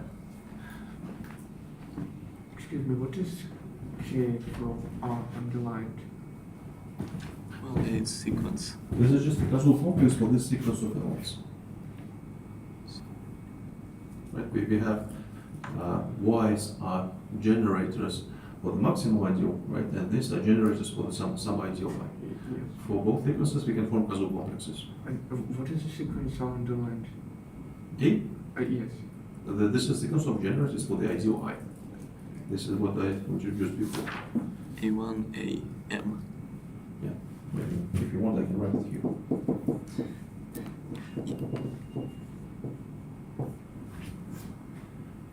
Yes. Да, и вот еще с пополнением. То есть у нас есть как бы это, у нас на R, ну, на пополнении R понятная, понятная структура модуля, S модуля, а как на R структура S модуля спускается? Ну, то есть вот вы тензор умножаете на R, это значит, что на R у нас есть структура S модуля. А как у нас пополнение спускается? Понятно? No. For me, from now on, R is just S module. I go to the complete situation. Окей. Yeah, otherwise my computation won't make sense. For example, the first step you already mentioned. The second step I want to use is this isomorphism, right? And to get this isomorphism, I want to think about this R as an S module I, right? And then it's clear that we have this isomorphism. Well, because this is just for the sequence A.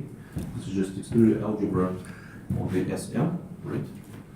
And the differential is given by the Kazoo differential with these elements, but I take this module I, right? So that the differential when I take tensor product with R, is just a zero differential. So what's left is just the exterior algebra, and the exterior algebra over S to the M tensor over S with R, which is just Rm. So this is just like just an exterior algebra. And for the target, we can also do some simplification. So this will be the Kazoo complex for the sequence Y, and then the product with R. And this thing we can identify with the Kazoo complex for the sequence X. All right? That is because, again, this Kazoo complex for the sequence Y is a sequence that generated, maybe repeat this also here, and as a maximal ideal inside S is generated by the Y. So then essentially I'm taking this sequence of generators of the maximal ideal of S and consider the modular ideal I. But then I get precisely common sense. Well, we didn't define X like that, but it's up to isomorphism of R, it's true. Well, without loss of generality, if you wish, you can say that the xi can be yi modulo I. Choose the generators for the maximal I0 M in such a way. Mm-hmm. We can always do this, we discussed this before, so this is because we have minimal presentation. Yeah.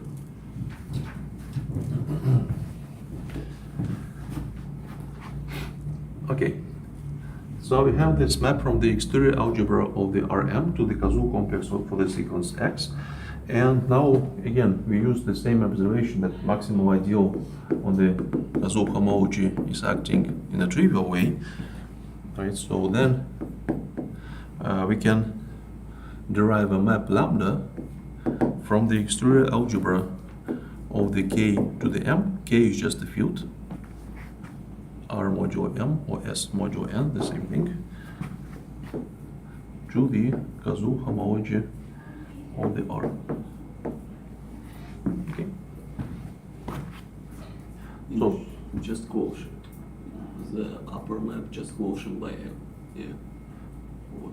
yeah, so well, first of all, this kind of map of the DG algebras, we go to the homology, right? Of course, homology here is just the same as thing as here. There is no differential, and so, since we know that the M is acting on all such homology here, so this is not 1, this is I. I is again 1 up to N. I can also say this I is equal to 0, this will be just K still true, right? So since maximal ideal doesn't do anything with the homology text trivially, the only map that is left is actually map from the exterior algebra of the K. Mm-hmm.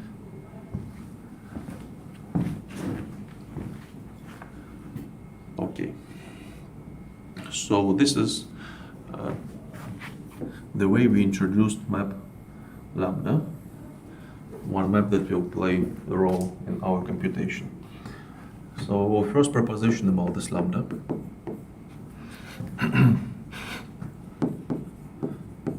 We can look at the component lambda 1. So this will be a map from the vector space K to the M to the H1 of R. So this map is an isomorphism of K vector spaces. So in particular, these vector spaces have the same dimension. Well, what's the dimension of the left-hand side? Well, this is M, right? But how we can express this M in terms of the original data, the ideals M, N, and I? Well, this will be the minimal number of generators of I. Just wait. This one, right? So this is dimension of the K to the M, and the dimension of the space on the right, this is what we call the first deviation, epsilon 1 of R.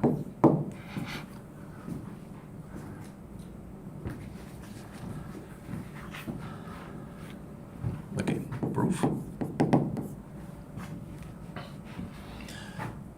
So first of all, notice that the HI, so the homology with the index I of the Kazoo complex for the X,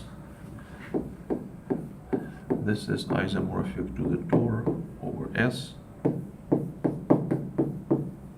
KR. Right, so this is because the X is the generators for the maximal ideal, right? And this Kazoo complex K of X is just a finite free resolution for the residue field K over the ring S. So we just use this resolution to compute the stores. Okay, so this first observation. Then I want to look at the short exact sequence 0 I R not R S S and then R. So then let's write the long exact sequence of Tors for this short exact sequence. This will be the following 4-term sequence. Well, the beginning of this long exact sequence. It will be 0, Tor 1 over S between K and R. Then there will be tensor product I over S with K. Well, I think I didn't say this precisely. I take the short exact sequence, and the second module is the module K over S. So this is the long exact sequence for the Tors for the short exact sequence, and the second argument is just K. So at the beginning, the first 3 terms is just the tensor products.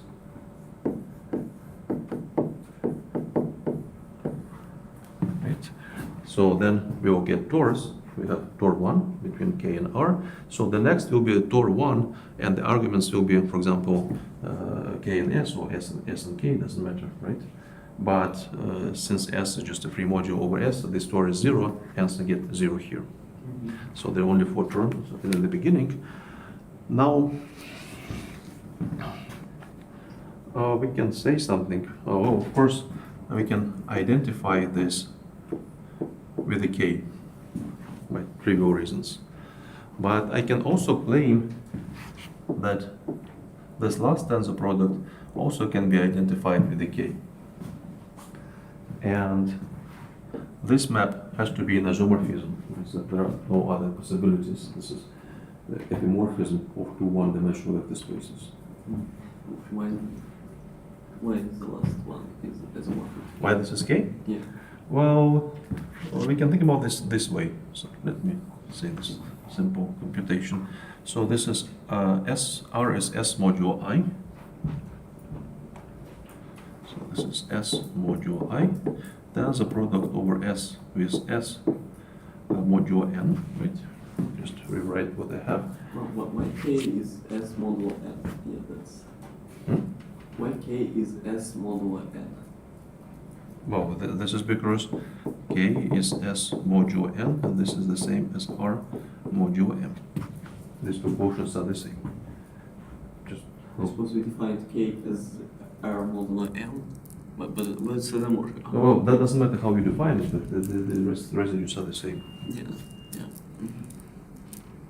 Yeah, so now this is the thing we try to understand, and we know that there is just a general formula when you take a tensor product of 2 cyclic modules. This is a cyclic module, so S, but module the ideal, which is just the sum.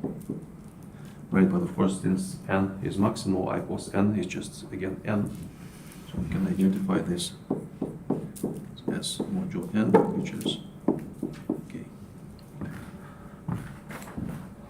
Okay, so since we have an isomorphism here, it means that this map right here has to be 0 map. So we have an isomorphism for the Tor. So, and also Tor 1 is H1, so I can as well say that H1, first homology of the Kazoo complex for the sequence X, is isomorphic to the Tor 1, and Tor 1 is isomorphic to the I tensor product over S with K, which is now easy to understand, since if this is I generated by the sequence, which is a minimal sequence of generators. So on the right hand side, we have just a vector space of dimension m. So in particular, we see that the numbers are the same. Yeah. What means that such map is isomorphism? Yeah, and this map, so not just the numbers are the same. This map, lambda 1, is an isomorphism of vector spaces. And this is because lambda 1, if you just look at the definition, how we define this lambda 1, it sends basis of the k to the m to generators of, say, I tensor with a k over s. Hence, it has to be an isomorphism.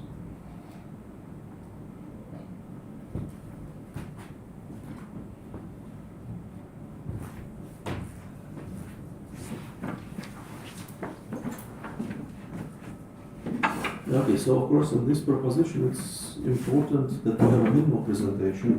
In the presentation of non-minimal, I can formulate this as an exercise.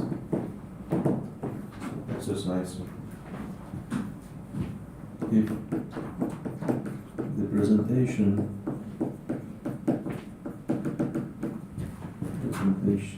are, which is S modulo I. So I'm going to the complete situation. So R is complete, so I can write R as S modulo I. So the presentation is not minimal. We can correct this formula and say the following, that the minimal number of generators of the ideal I is dimension of the S minus the embedding dimension of the R, which is in the case of the minimal presentation just 0, plus epsilon 1 plus deviation. Actually, it's quite simple exercise, more like a job. Just do the same procedure, how to reduce non-minimal presentation to the minimal, just more or less immediately give you this formula. Okay. Proposition. Well, I guess for this proposition, in some sense, already kind of implicitly used, but let me formulate this. Say if you have a local Latvian ring and you're interested in the length of the causal homology, and the length of the causal homology HI is the same as the length of the causal homology of the completion. So in particular, the first deviation doesn't depend. Do you take the ring or do you take the completion of the ring? And of course the embedding dimension and the dimension also doesn't depend to the completion. So proof.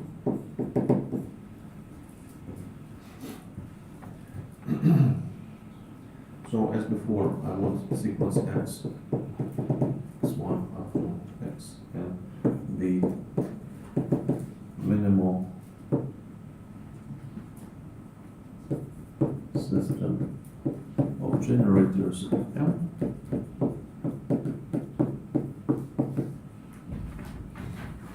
And I can write the same sequence with the completion, so this is the same sequence, but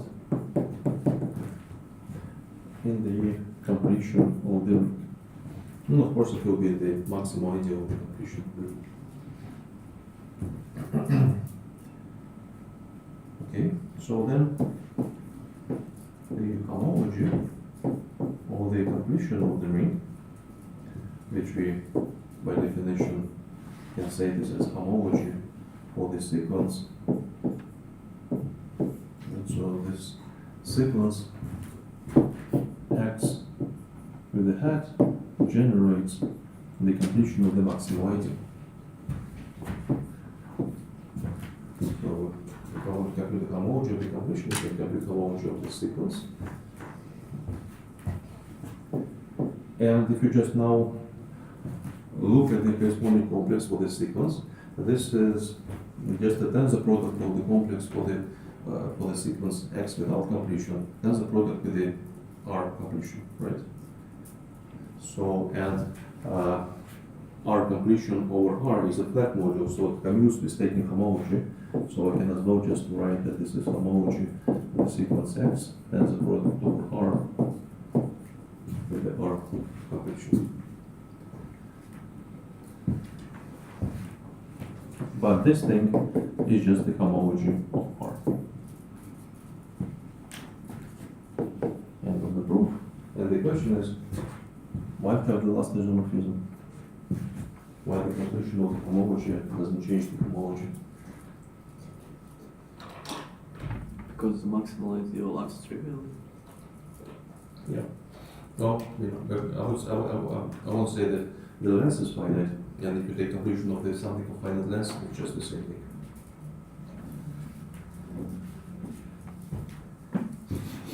Can you explain why the last map is?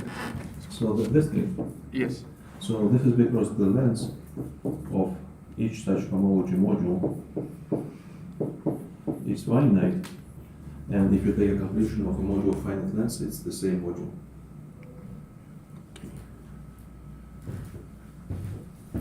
And where has a middle isomorphism? The middle, you mean this one? Yes. Well, that is because I look for at the Kazoo complex for this sequence, and I look at the Kazoo complex for this sequence. What is the difference if I just take Kazoo complex for this thing and Kazoo complex for this thing? The difference is just the same. Kazoo complex is defined by the module, which is just the free module in this case, and sequence of elements. The sequence of elements is the same. What the difference is that I consider this in the completion. So this is the precise equation.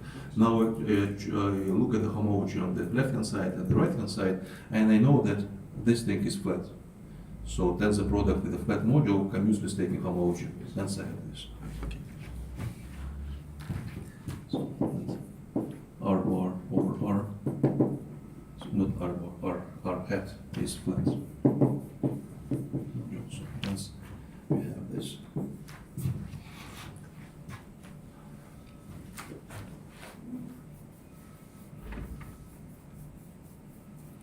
Okay.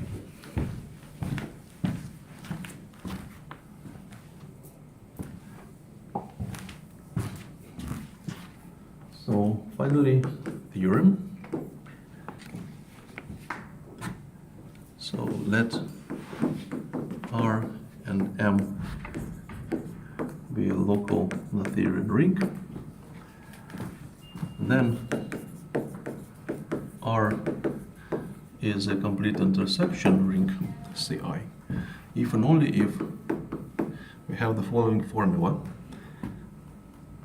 The first deviation, epsilon of R, is equal to the difference, the embedding dimension of R minus the dimension of R.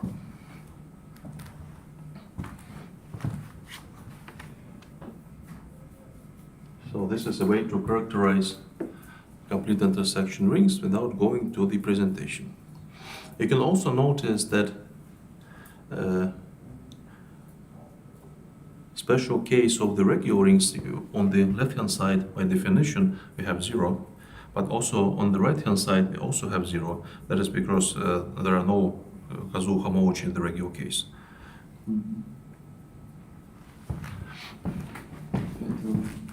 Нам на нулевом месте, не на первом, да?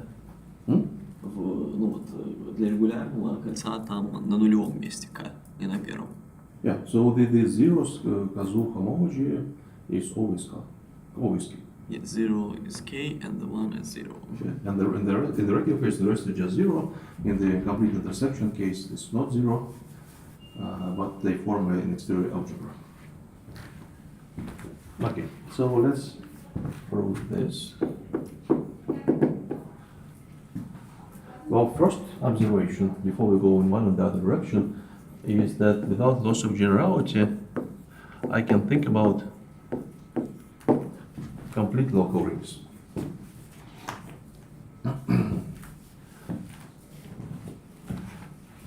Right?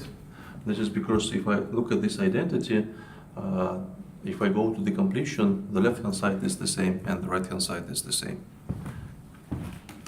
So without loss of generality, I can go to the complete case. Now let's go in one direction, from left to the right. So I know that R is a complete intersection. Okay, so this just should be just a simple computation. So let's write epsilon 1 of R, the first deviation, by the result that we proved before. We already know, I think I already erased this, but let's get proposition before this exercise. So then that the epsilon 1 can be computed as the minimum number of generators of the ideal I. So minimum number of generators of the ideal I, which is an ideal, in this case generated by a regular sequence. So this is the dimension of the R modulo I. No, it doesn't make sense. Over S modulo I. S. Wait. Yeah, dimension of S. Dimension of S minus the dimension of the S modulo I. Right? So this is just by the general formula that we proved. Again, I think this is in the first chapter, that if you take a quotient of some module by a regular sequence, well, then the number of elements in this regular sequence is precisely this difference in the dimensions. Well, I think it's even simpler than that. If you take a quotient by a regular element, dimension drops by 1. So here you take this several times, so hence the drop in the dimension. Yeah, but now dimension of S, we know that this is, since we're using minimal presentation, this is precisely the embedding dimension of the ring R. And S modulo I is just R, so this is minus the dimension of R. And that's precisely the right-hand side of the formula. So this is the proof in one direction. Now let's... Why the first equality holds? we proved this. When? That was on this whiteboard before I erased it. That was a statement before this exercise. Yeah, it's a statement about Yes. dollar and Yes. homology. Yeah, and if we take everything. I just suppose that from this theorem we can prove the exercise. Kinda. I recommend to do this directly since this is so simple. Okay. It's not really such a big problem. Okay, so let's go in that direction. So I have now this identity, and yeah, so I know that I have a complete ring. So let me take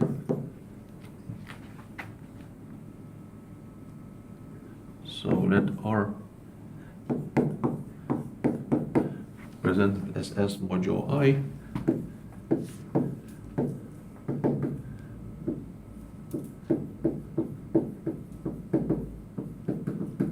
be a minimal presentation. So the goal is to show that this ideal I is generated by a regular sequence.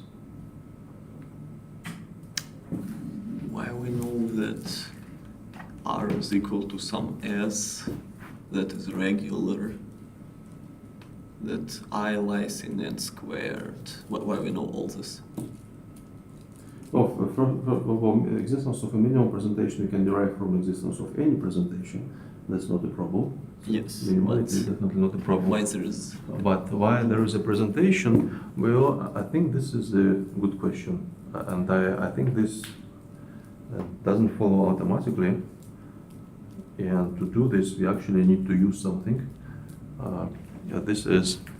What is S even? Even what is S? Yeah. So I think to do this, we need the coin structure theorem. So let me say it like this, which exists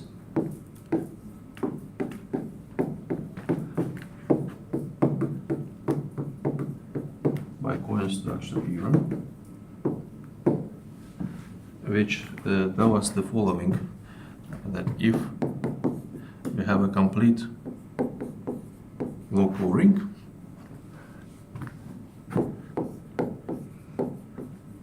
so then in fact this ring is isomorphic. Well, there are two cases. The nice case is that we can find the field,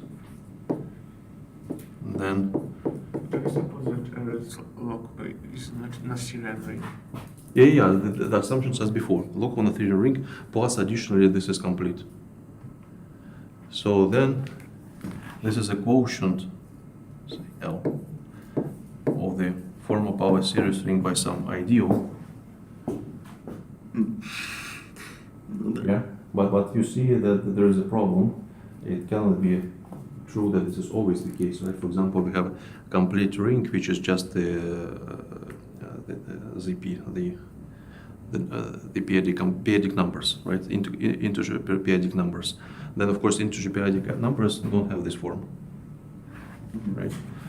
So this is the case kinda if you can find a field inside the ring R, then this is true, or R can be presented by some discrete valuation ring T.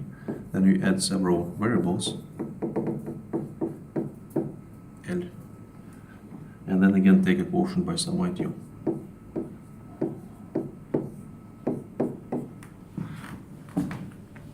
Yeah, I was trying to avoid proving this theorem in this course. It's not very hard. It just kind of goes in the other direction. I need more stuff about completions that I don't want to do in this course. And I was hoping that I can prove everything without this theorem. And it looks like indeed here I don't see any other reasons if I take local Noetherian ring, which is complete, why it has even at least one presentation. It's not clear without such theorem. And of course it's important here that this is complete. If this is not complete, it's just not true. We can talk about this this theorem is kind of the analog in the world of complete local rings, analog of the standard theorem that if you have a algebra which is finitely, what would be? Yeah, so if you, for example, if you have a graded algebra, and then this which is finitely generated, then you can present this graded algebra as the quotient of a polynomial ring by some ideal. Maybe you need to put different degrees on these variables, but still the result is true. So. And for graded algebras, this is more or less trivial result. You just, if you know this is finitely generated, just choose generators, they form a polynomial ring, and well, this is surjective map, there is a kernel, call this I. For the local case, it's a little bit more difficult. So let me say it like this. If I have time at the very end of the course, I'll prove this. But probably I just leave as an exercise to find the proof. It's almost in any commutative algebra, well, relatively advanced commutative algebra textbook. Definitely this is Nosumuro's textbook. Okay, so at least we know that we have a presentation. We can form a minimal presentation if we have any presentation. Yeah, and by this theorem we can assume that, of course, S is regular. S is regular, otherwise not very interesting for our proof. Okay, so I want to show that I is generated by a regular sequence. So, ideal I is generated by, well, mu of I elements. This is by definition. And we also know that this is the same thing as the epsilon 1 of R. А вот coin structure theory у нас D там это что? Еще раз. Discrete valuation ring.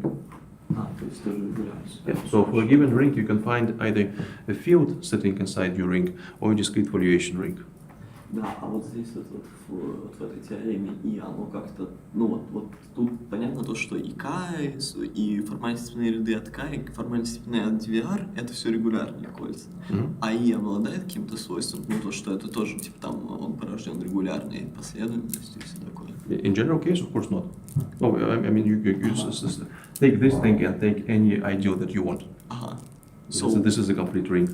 So like in our in our supposition, when we say that S modulo I is not generated by regular sequence. No, this is the point. If I can show that I is generated by regular sequence, I'm done with the proof. Okay. Right, so this is what I need to do in this proof. So at the moment I know that by coin structure theorem that there is such presentation where S is regular, and I also have this identity for the numbers, right? So for the epsilon and dimensions, I know that I is generated by the epsilon 1 elements, by the proposition that we proved before. Hence, yeah, and I also now going to use the condition. So epsilon 1 of R is the embedding dimension R minus the dimension of R minus the dimension of R, which is, since I have minimality, dimension of S minus dimension of R. And now finally I can use the trivial observation that S is Cohen-Macaulay ring, right? And I see that when I take a quotient, when I take a quotient by the ideal I, the dimension drops, and the dimension drops by exactly the number of elements that generate the ideal I. And this means just this ideal I is generated by a regular sequence.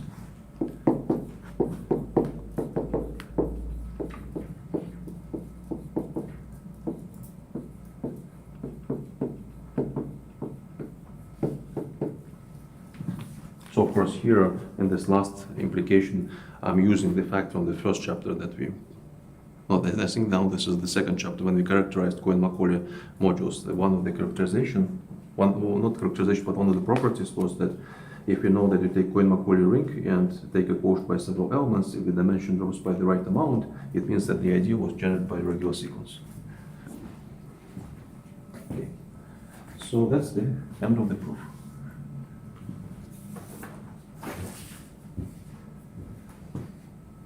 Okay. So definition.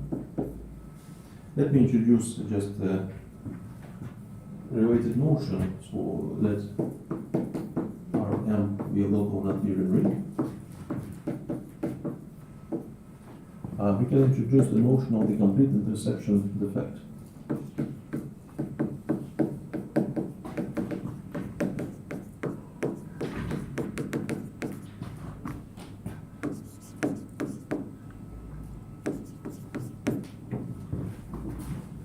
Let me know this delta R. So by definition, this is epsilon 1 of R minus the difference of the embedding dimension minus the dimension of R. So the discrete invariant, one more, such that this invariant is equal to 0 if and only if the ring is complete intersection. Можно вот такой вопрос? У нас, если S Cohen-Macaulay, то мы знаем, что И, ну там, высота И равна глубине И.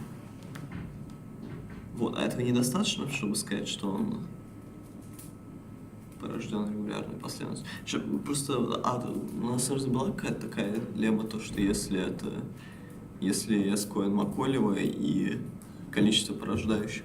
У нас было более общее утверждение. У нас было такое утверждение такого сорта, что у нас есть Cohen-Macaulay в модуле. Да? И есть некоторый идеал, ну, порожденный какой-то последовательностью. Соответственно, мы смотрели на размерность модуля минус размерность модуль по IM. Да? Модуль по... Ага. Да, и если мы увидели, что разность этих размерностей, она в точности равна количеству элементов в идеале, то тогда на самом деле ну, вот эта последовательность, которая порождает идеал, это регулярная последовательность. Это там одно из первых утверждений. Да, это буквально первое. Да, почти буквально первая теорема. Действительно, да, что-то я пропустил. Yeah. So, and I just want to mention, I don't want to use it because it's beyond what I want to do in this course, but for local Noetherian rings, you can introduce these notions of the defect. For example, this will be a complete intersection defect. That defects are in general just some numbers, such that these numbers are zero if and only if you have the corresponding property. For example, complete intersection defect is zero if and only if the ring is complete intersection. If you want, you can introduce a regular defect. For example, you can say this is just the embedding dimension minus the dimension. Right, so this is always some non-negative integer. It is zero if and only if the ring is regular. And you can also introduce the constant defect. You can also introduce the Homological defect. I'm not going to use them. Well, it's a little bit more advanced in the algebra that we've been doing this course, but it's kind of standard thing to do in the commutative algebra. Here, I'm just want to introduce it because the statement with this notion is easier to formulate. So the statement is the theorem. So let Rm be a local Noetherian ring. Usual X is a regular R regular sequence, R sequence. So then, the complete intersection defect of the quotient of the R modulo this sequence is equal to the complete intersection defect of the R. So, of course, in particular, it's interesting.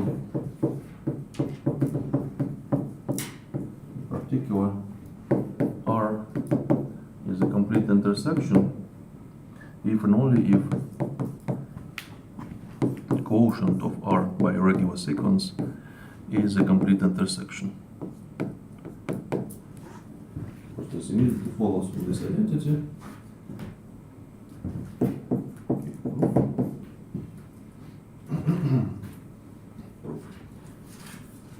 Okay, so the proof is of course by induction on the length of this sequence. So by induction, it is enough to show for sequence which just consists of one element. If we write it like this little bit informally, this whole sequence is just element x. Okay.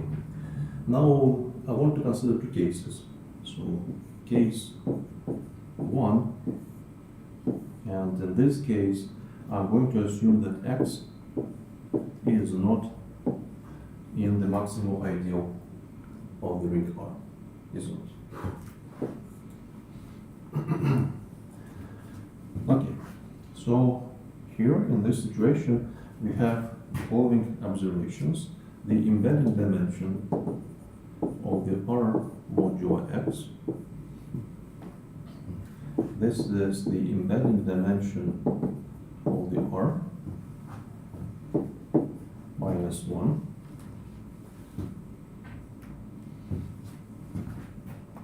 Right, so if this is not in the m squared, this is one of the minimal generators for the maximal ideal m. If I take a quotient, well, I drop the embedding dimension number of minimal generators of m by 1. So for dimensions, we always have this, as this is a regular element. If I take a quotient by a regular element, this is dimension of R minus 1.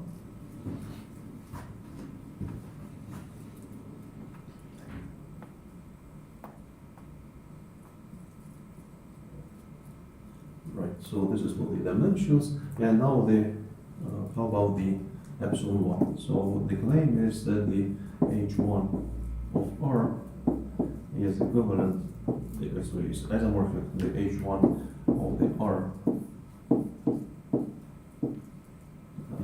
modulo x. Okay. So the first one is easy, the second one we always have, and well, let's believe for the third one. Then we can see that in this case we're done with the proof, right?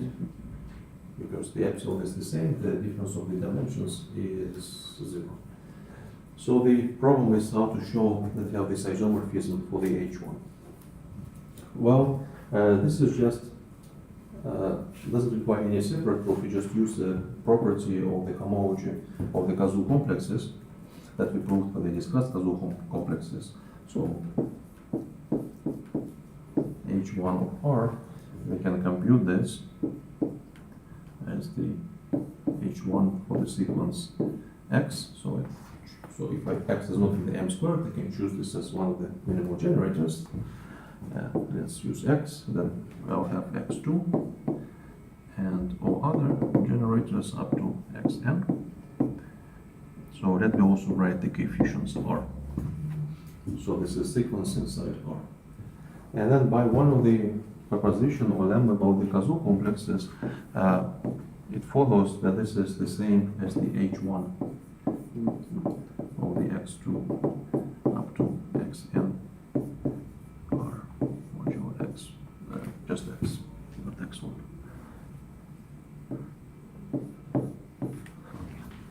Which is what we want.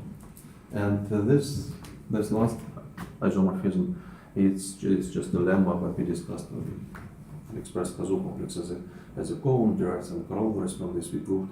When we have a short exact sequence, we separate this into two parts and prove a little bit more general statement than this, but this is what we need. It's true not only for H1, for H1. Yeah, for any HI, yes. And not if you just divide into X and the rest, but just subsequence and then the rest. There was such statement. Okay, and this finishes the proof in the case 1. So now we can consider case 2. And in this case, X is in the M squared.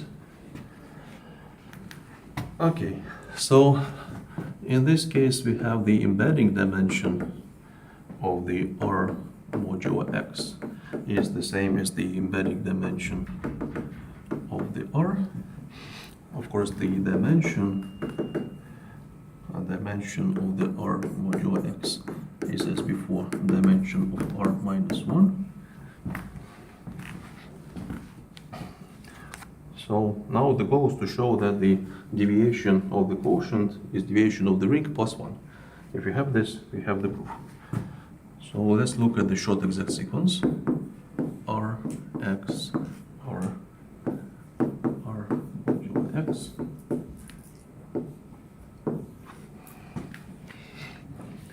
And then, again, I'm using something about Kazoo complexes.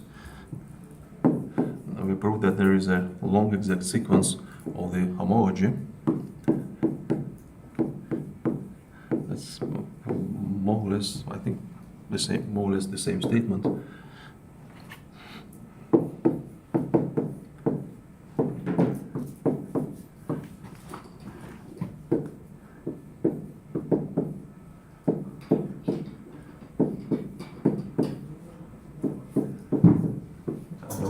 Short exact sequence.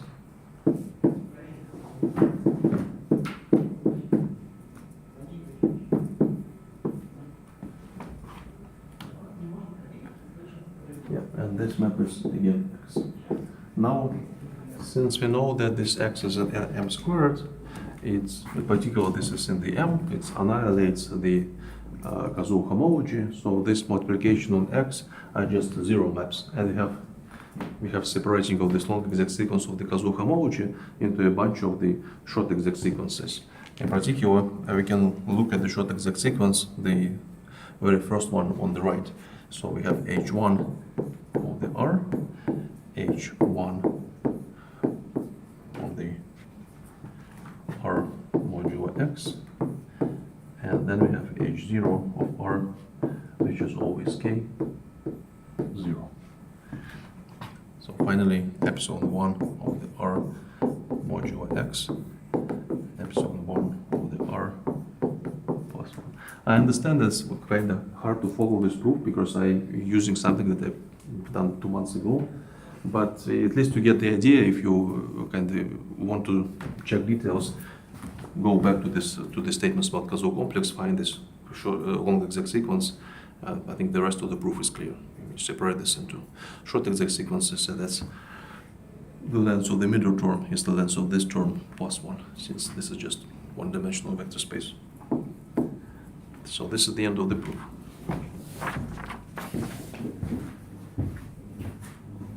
Okay. Okay.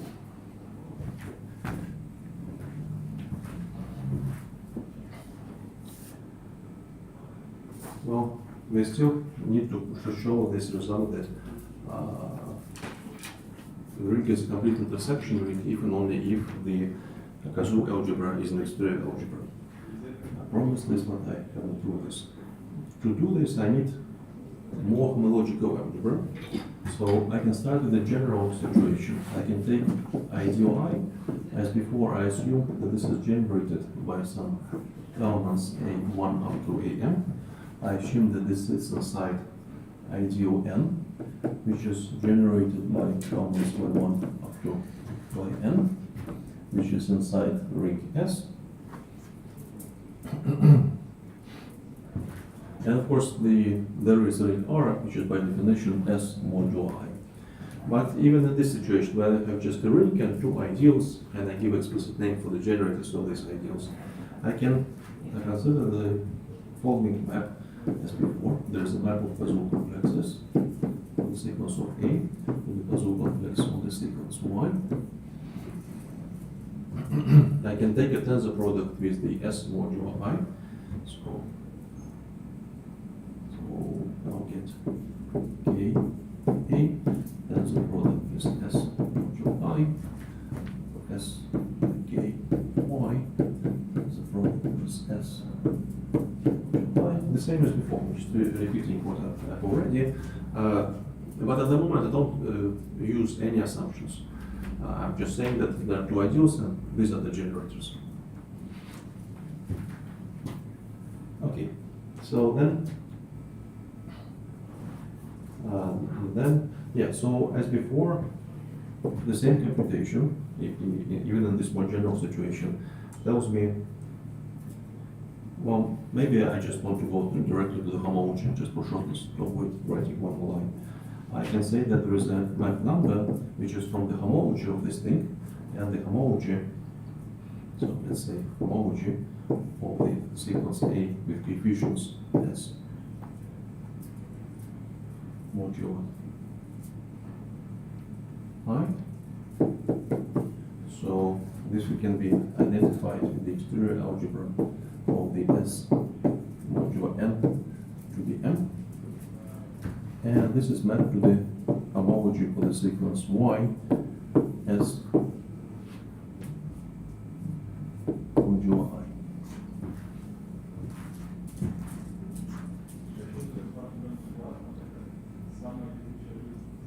Well, not exactly. There's a little change here. So I want this to be S modulo N.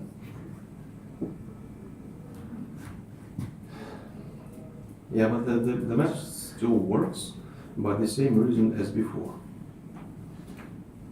Right, so the reason would be that since everything in the N annihilates this homology, right? So I can go to the kind of write this SI, but everything in the how to say this everything that is inside N annihilates this thing anyway. So the map that I obtain when I consider the situation will be precisely from this exterior algebra. Yeah, what do we mean by вот мы говорим homology A в последовательности A с коэффициентами S по N. Мы типа берем кожурив комплекс. Ну, то есть Ну, то есть мы просто вот окей, то же самое, да, просто homology вот этого комплекса. Yeah, I'm just saying that I'm using the same logic to define map number as before. So a priori, if you just kind of do this directly, you get homology here with the coefficients in SI, homology here with coefficients in SI, right? But that's not what I want. I want to change this I to this N, right? And this I can do because anyway, everything that is inside N annihilates this homology, and I use the same tree as before to replace this I by this N. Or essentially, I just want this exterior algebra, but I can, well, I get map from this exterior algebra, but I can notice that this exterior algebra I can also reinterpret as a homology of this causal complex. Okay, so this is definition of the map lambda. And additionally to map lambda, I want to define two more maps. For this, I need to choose resolutions. So that F with the bullet is a free resolution of the S modulo I, and G with the bullet is a free resolution of S modulo N. So B is free resolutions. Choose resolutions.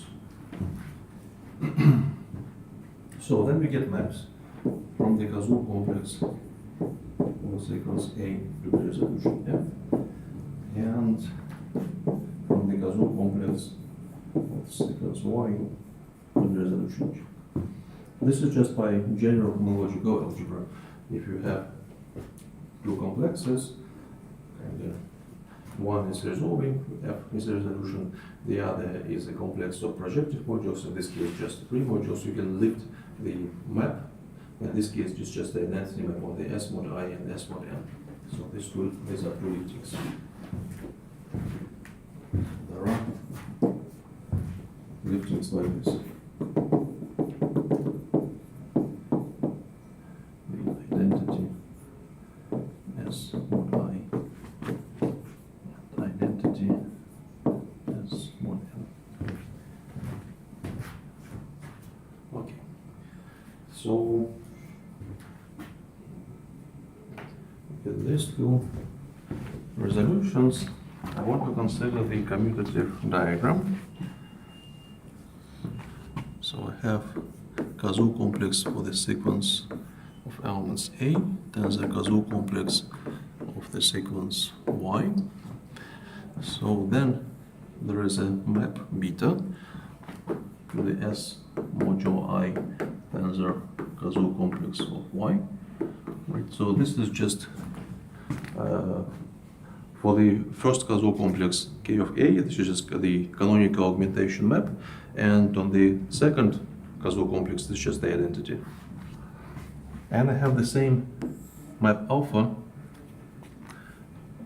if I just switch the order of the arguments. So alpha, this is augmentation for the second causal complex, and on the first causal complex, this is just the identity. Okay, so here I'll get the map to the tensor product of resolutions, F and G. Here I'll have resolution S modulo N. Again, the same logic. On F, this is identity, and for the second term in the tensor product, this is augmentation map.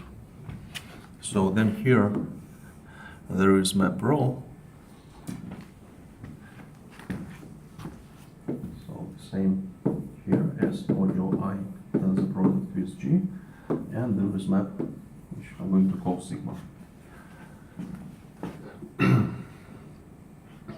Okay, so clearly these two maps, this one and this one, are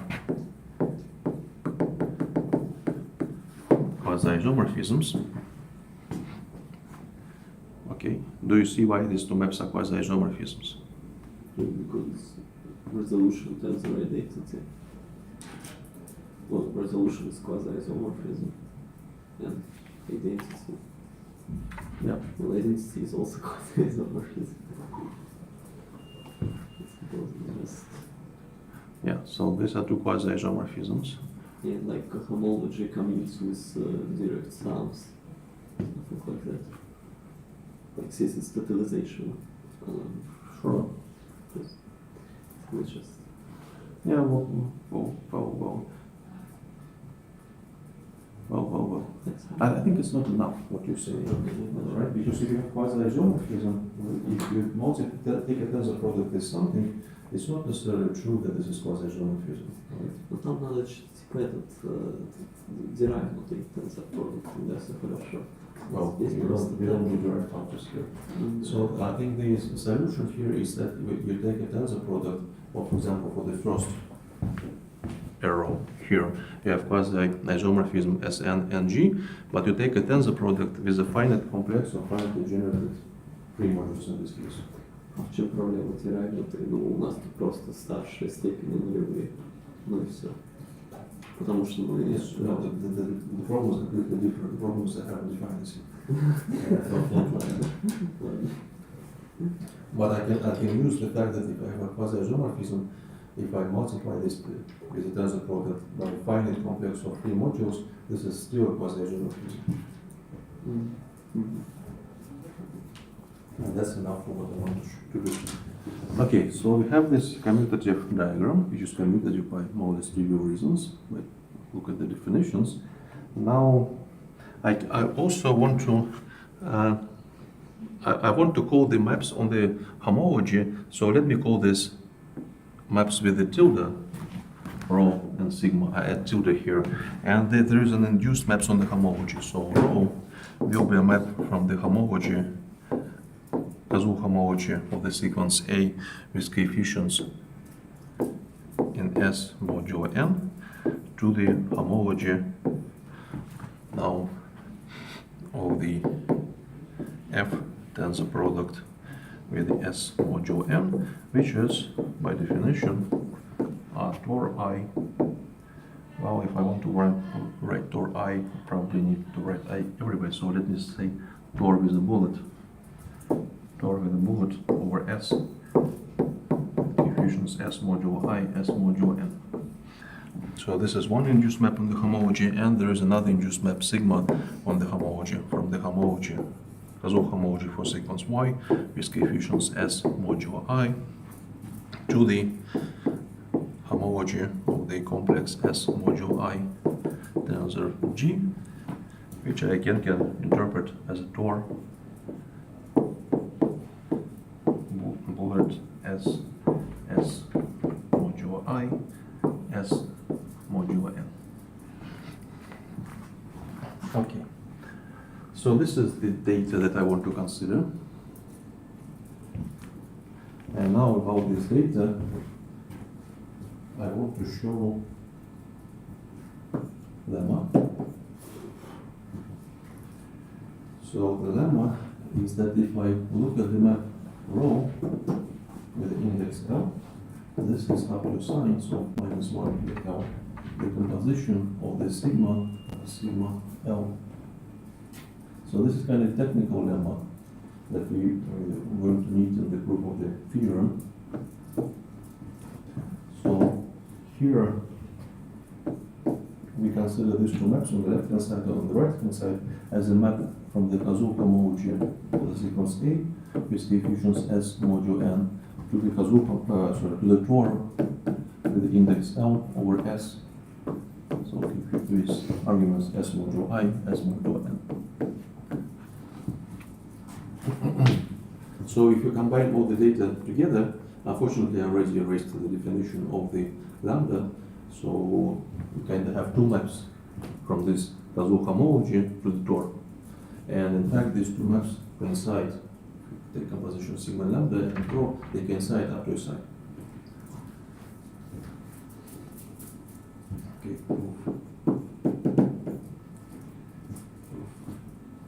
Что, в смысле, вот это coincides with what? No, what's written? There is map rho L, which is just defined, right? And then there is this map sigma L, right, which is also just defined. But it's not exactly what I want. But if I take precomposition with the lambda L that I defined before, I'll get exactly the map as I wrote here. And these two maps are the same. So if you can prove this technical statement, then after this we immediately derive an interesting result.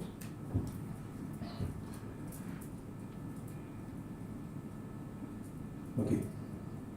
Okay, so let's do this. To do this, I need to introduce some notation. Let me say that the free module SM that I introduced before, right? So the SM I use, for example, to define the causal complex for the sequence A. It will be exclusive algebra on this SM, and the differential is given by the A1, A2, etc. So I want to give a name for the basis for this module. So let's say this is generated by the E1 and En. So this is basis.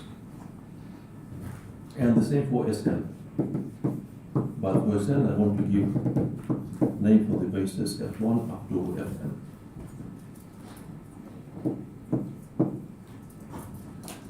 So just a fixed notation for the basis in Sm and Sn. And also, I want to say that the UI is, by definition, the matrix A that I apply the FG. So this is the definition of the UI, and this matrix UIJ I introduced before, and the idea was that I can take, since the ideal I sits inside the ideal N, each generator, in this case AI, I can express. Doesn't work anymore. Interesting. So I can express this using generators of Yj.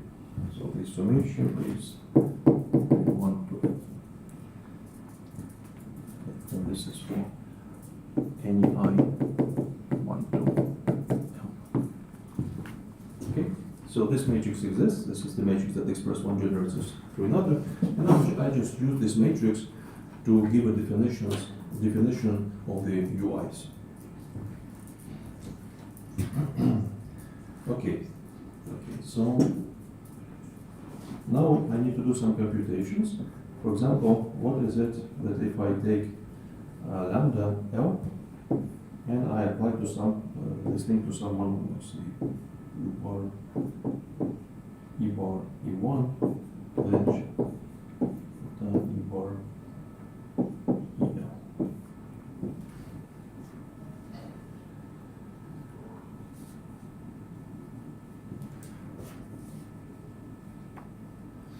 Okay, so maybe it's hard to compute this if you haven't done this before, but the answer is quite simple. For the, of course, you can, if you know how to compute this lambda on each monomial, we completely understand this lambda. So all information is about what we get when we compute this lambda on the monomial. And the answer is that you get U bar by 1 wedge, wedge, U bar E L, the same multi-index. And now this U bar is by definition of some index, I don't know, I, is by definition UI that I introduced before, but now I consider this modulo I.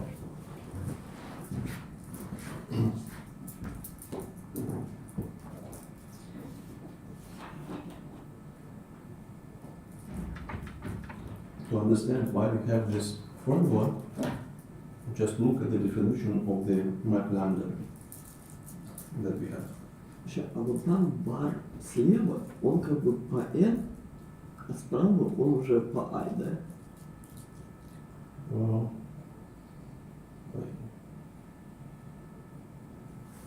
Ну так, чтобы N. здесь N.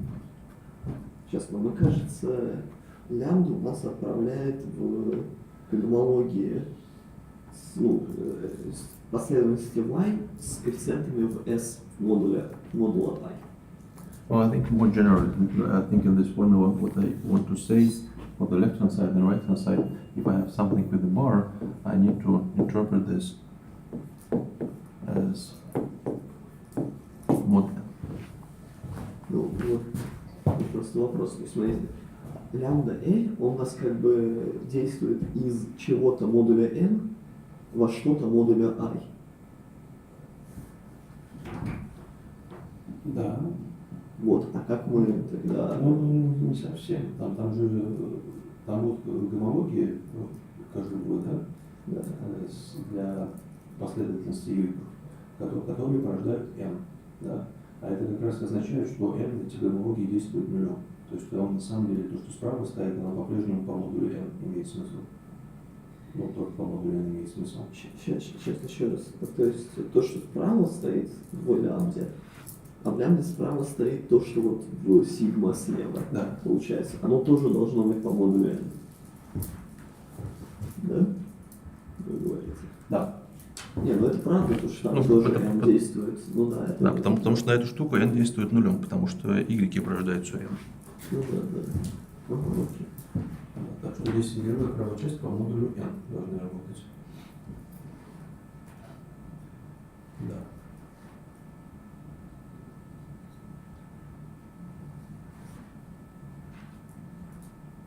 Но тут вопрос такой. Понятна ли эта формула? Сама формула, понятно. Я просто не знаю, как ее получить, откуда она берется. Пускай смотреть на это. Да. Здесь надо посмотреть на определение, на самом деле, ну, потому что как бы определение просто из внешней алгебры, да, в эту самую гомологию. То есть надо понять, что, ну, на самом деле достаточно было понять просто вот на одной еиты, куда она переходит, да. Надо понять, что еита переходит в юита. А это, по-моему, как-то более-менее ясно. Ну, просто надо понять, как действует вообще вот на кожулевых это отображение. Но учитывая то, что у нас там на кожулевых это как раз одно порождено это последовательностью аид, другое порождено последовательностью вайжит, ну, более-менее, наверное, можно понять. Да, мне кажется, что как-то вообще сразу и ясно. Здесь же ситуация простая. Вот у вас есть эти гомологии, которые стоят справа. Да? Ну, в принципе, как бы мы уже понимаем, там, как там устроены первые гомологии. Да? Мы понимаем, что это S по n как раз в степени m. Ну а внешняя алгебра это свободная алгебра. Поэтому если мы понимаем, что происходит с образующими, мы понимаем, что происходит со всеми, а образующие как раз вот переходят туда, куда надо. Поэтому здесь, в общем, ну, можно немножко подумать, но это довольно простое. Okay. So this is our first observation. Now let's set that Z is by definition the following exterior product. So let's say over T between 1 up to L. We have E to the I T tensor 1 minus 1 tensor U I T. So consider such elements. So this is an element if you want to understand where it lives. It lives here in this tensor product.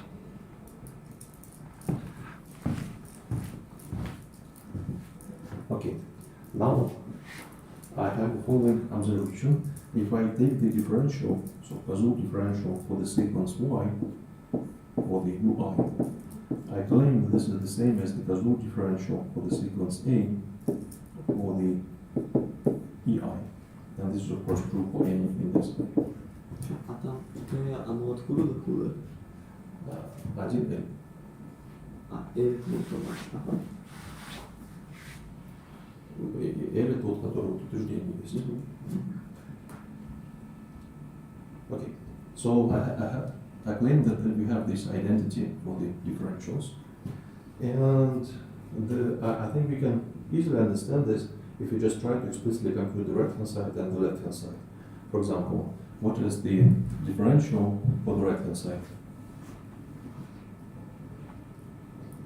Ну, там надо это, сумму по всем внешним, ну, внешним произведениям с аитами вроде. Просто там ЕИ, So just Kazoo complex on the generators for the sequence. Yeah, I suppose it's something like ЕИ exterior product with AG and sum This is simply with AI. By the definition of the differential of the causal complex. What's the differential is doing is taking the basic elements and it's sending this to the corresponding element in the sequence.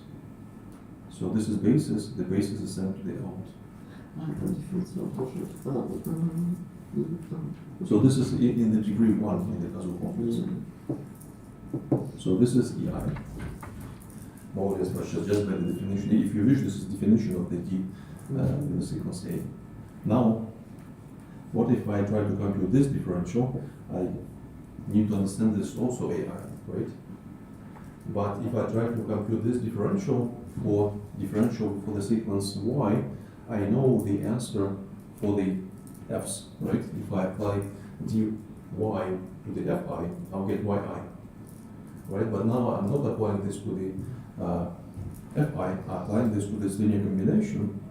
But if we're in this linear combination, of course, this is linear over the ring, so this will be Aij, differential applied to the Fj, but this will be Yj, so by this formula, this is again Ai. So this is observation about the differential. But this observation about the differential I can reformulate a little bit differently. I can say that the tensor product of the differentials, in other words, the differential and the tensor product of the causal complexes is 0. Right? This formula is the same as this formula.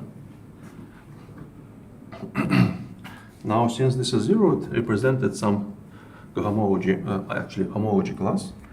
And now, to finish the proof, and I think I need to finish the proof, I think I'm out of time already. I'm just going to write two formulas and leave as an exercise to think about these formulas.